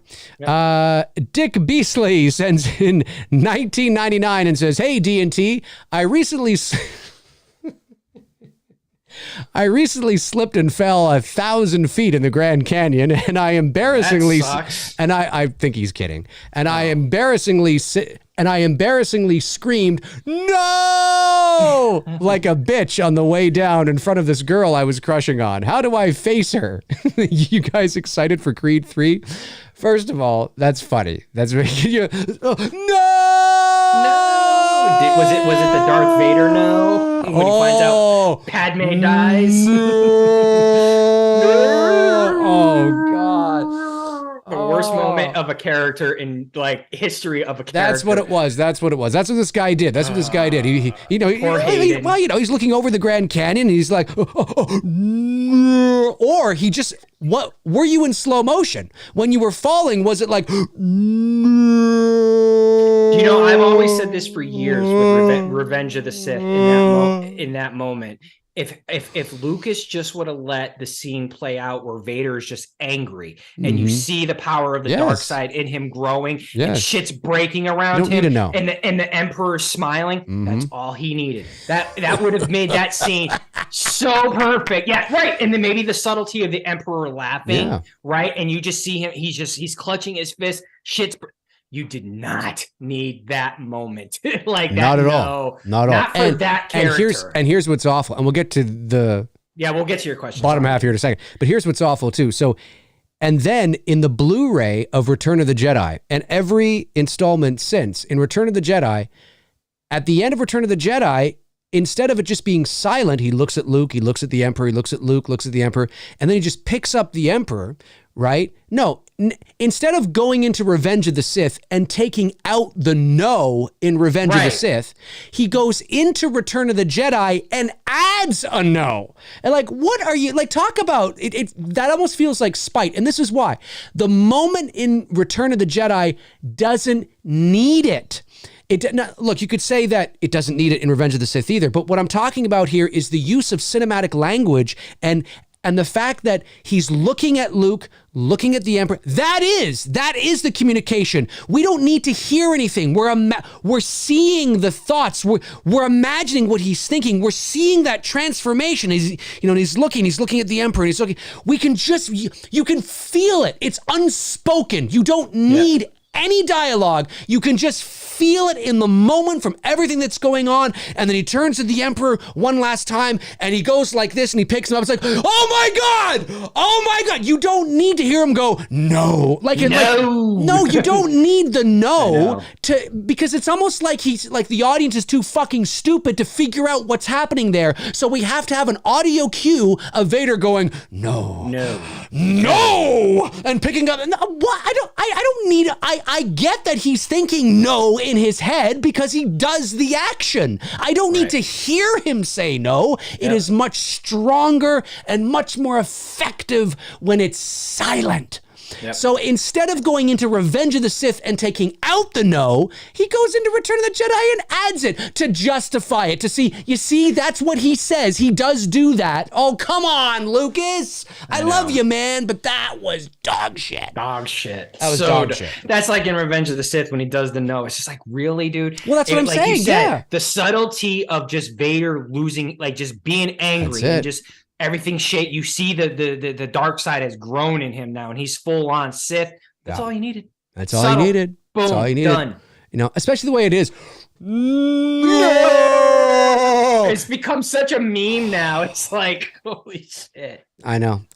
Are we excited for Creed 3? You know what? I've been hearing really good things about Creed 3. So my excitement, when I say excitement, my interest level has gone up a little bit.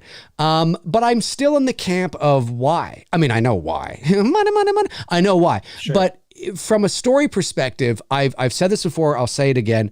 And listen, by all accounts, it's Michael B. Jordan's directorial debut, so that's interesting to be able to see how he handles directing a big budget film. That's going to be interesting to see, and the shot choices and the lens choices and, you know, the arcs of the characters and how he handles telling a story. That's going to be interesting because he's also acting in it as well, and that's, you know, he's playing two roles there, which can be tough. Yep. And it's his directorial debut, you know, and he's acting in it, so that's going to be tough.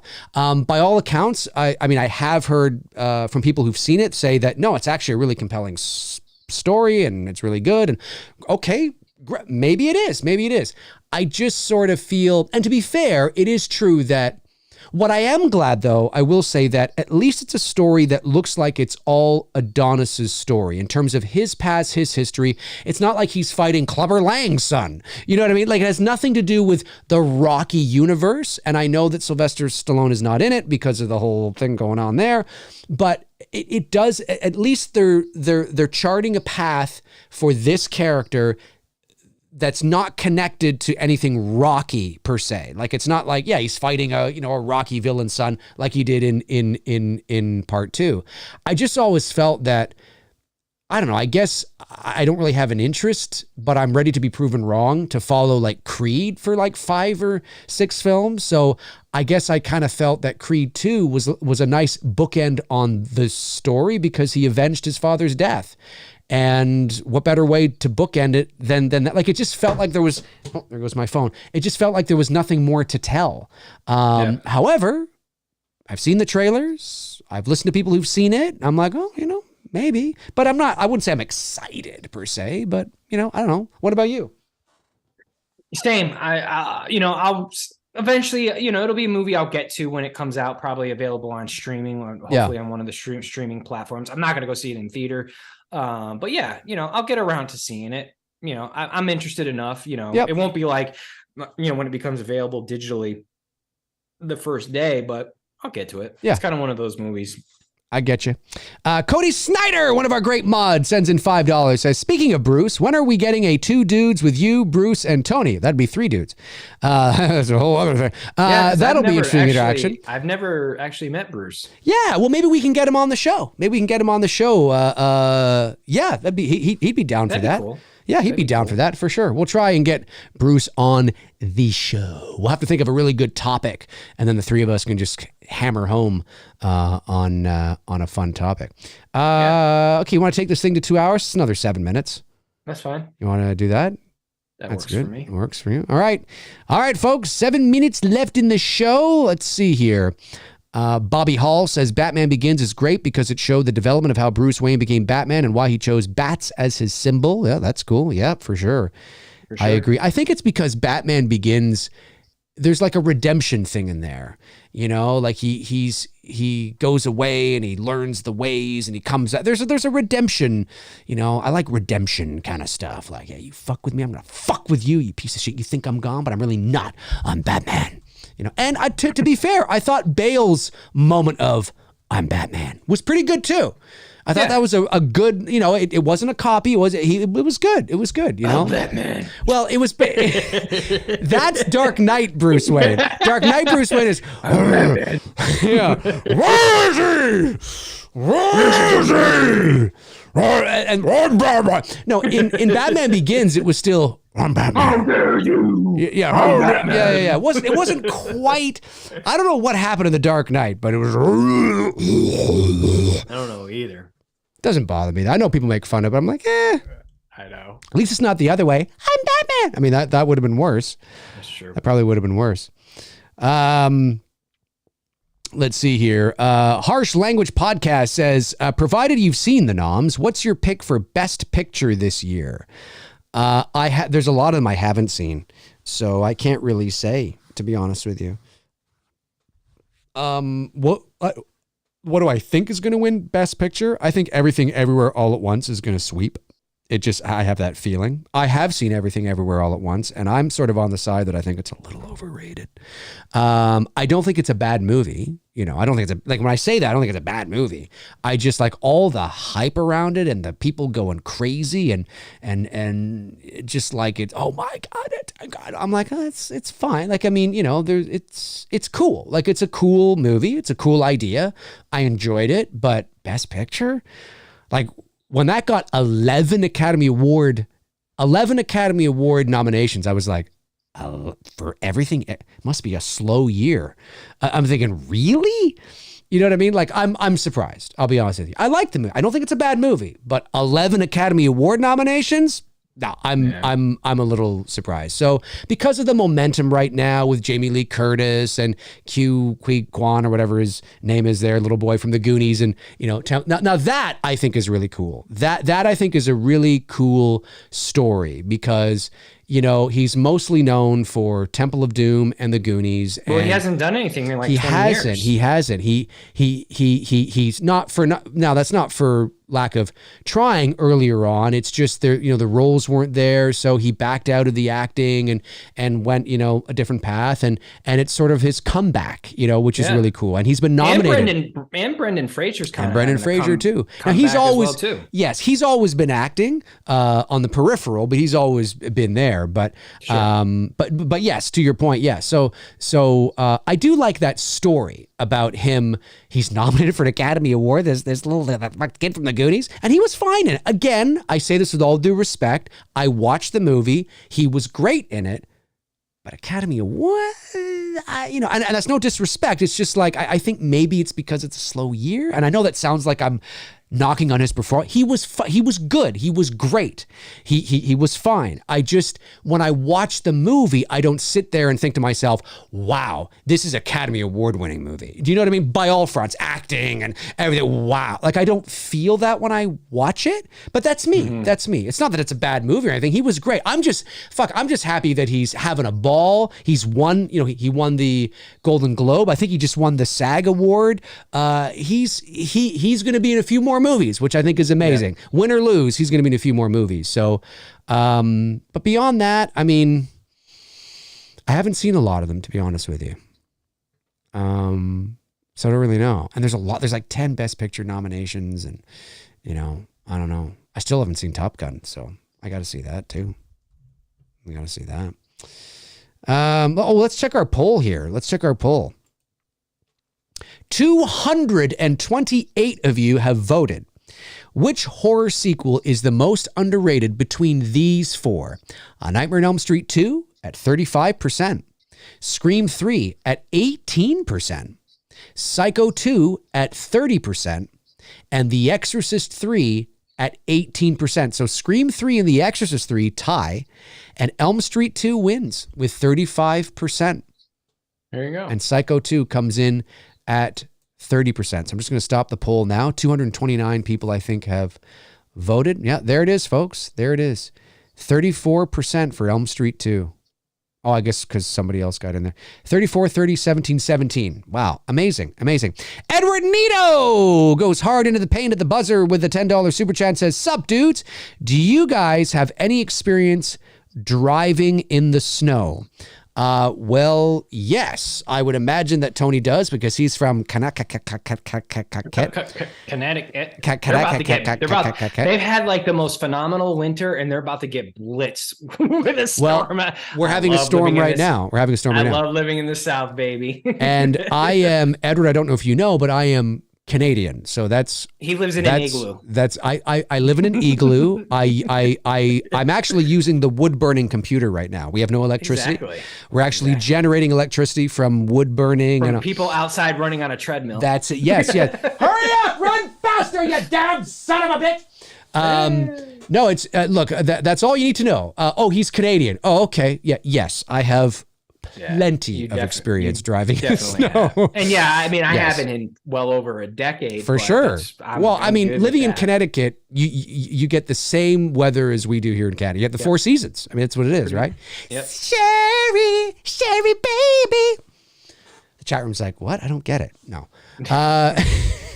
But it's true. It's true. Anywhere in Connecticut, the Midwest, New York State, Pennsylvania, anywhere from the Northeast to the Midwest to the whatever, it's basically, if you get the four seasons, that's what we have here in Canada. So we get very warm summers and very cold, often miserable winters. So we're basically, we're 70s, mid 70s, high 70s, 80 this weekend. That's our weather. Sorry. That's it. No, that's it. I get it. We actually turned on the AC the other day. So it is 30 degrees Fahrenheit right now here in Toronto.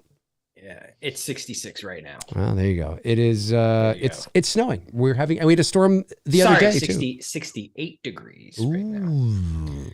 Yeah. Dream Villain says, "Hey Dave, how did your location scout for It's Me Billy 2? How did your location scout go for It's Me Billy 2? It went very well. Thank you for asking. Yeah, I posted a short little video on Saturday. Myself and Bruce did the 4-hour trek to Elmont, Ontario, and did our first location scout for It's Me Billy Chapter 2. Went back to the house.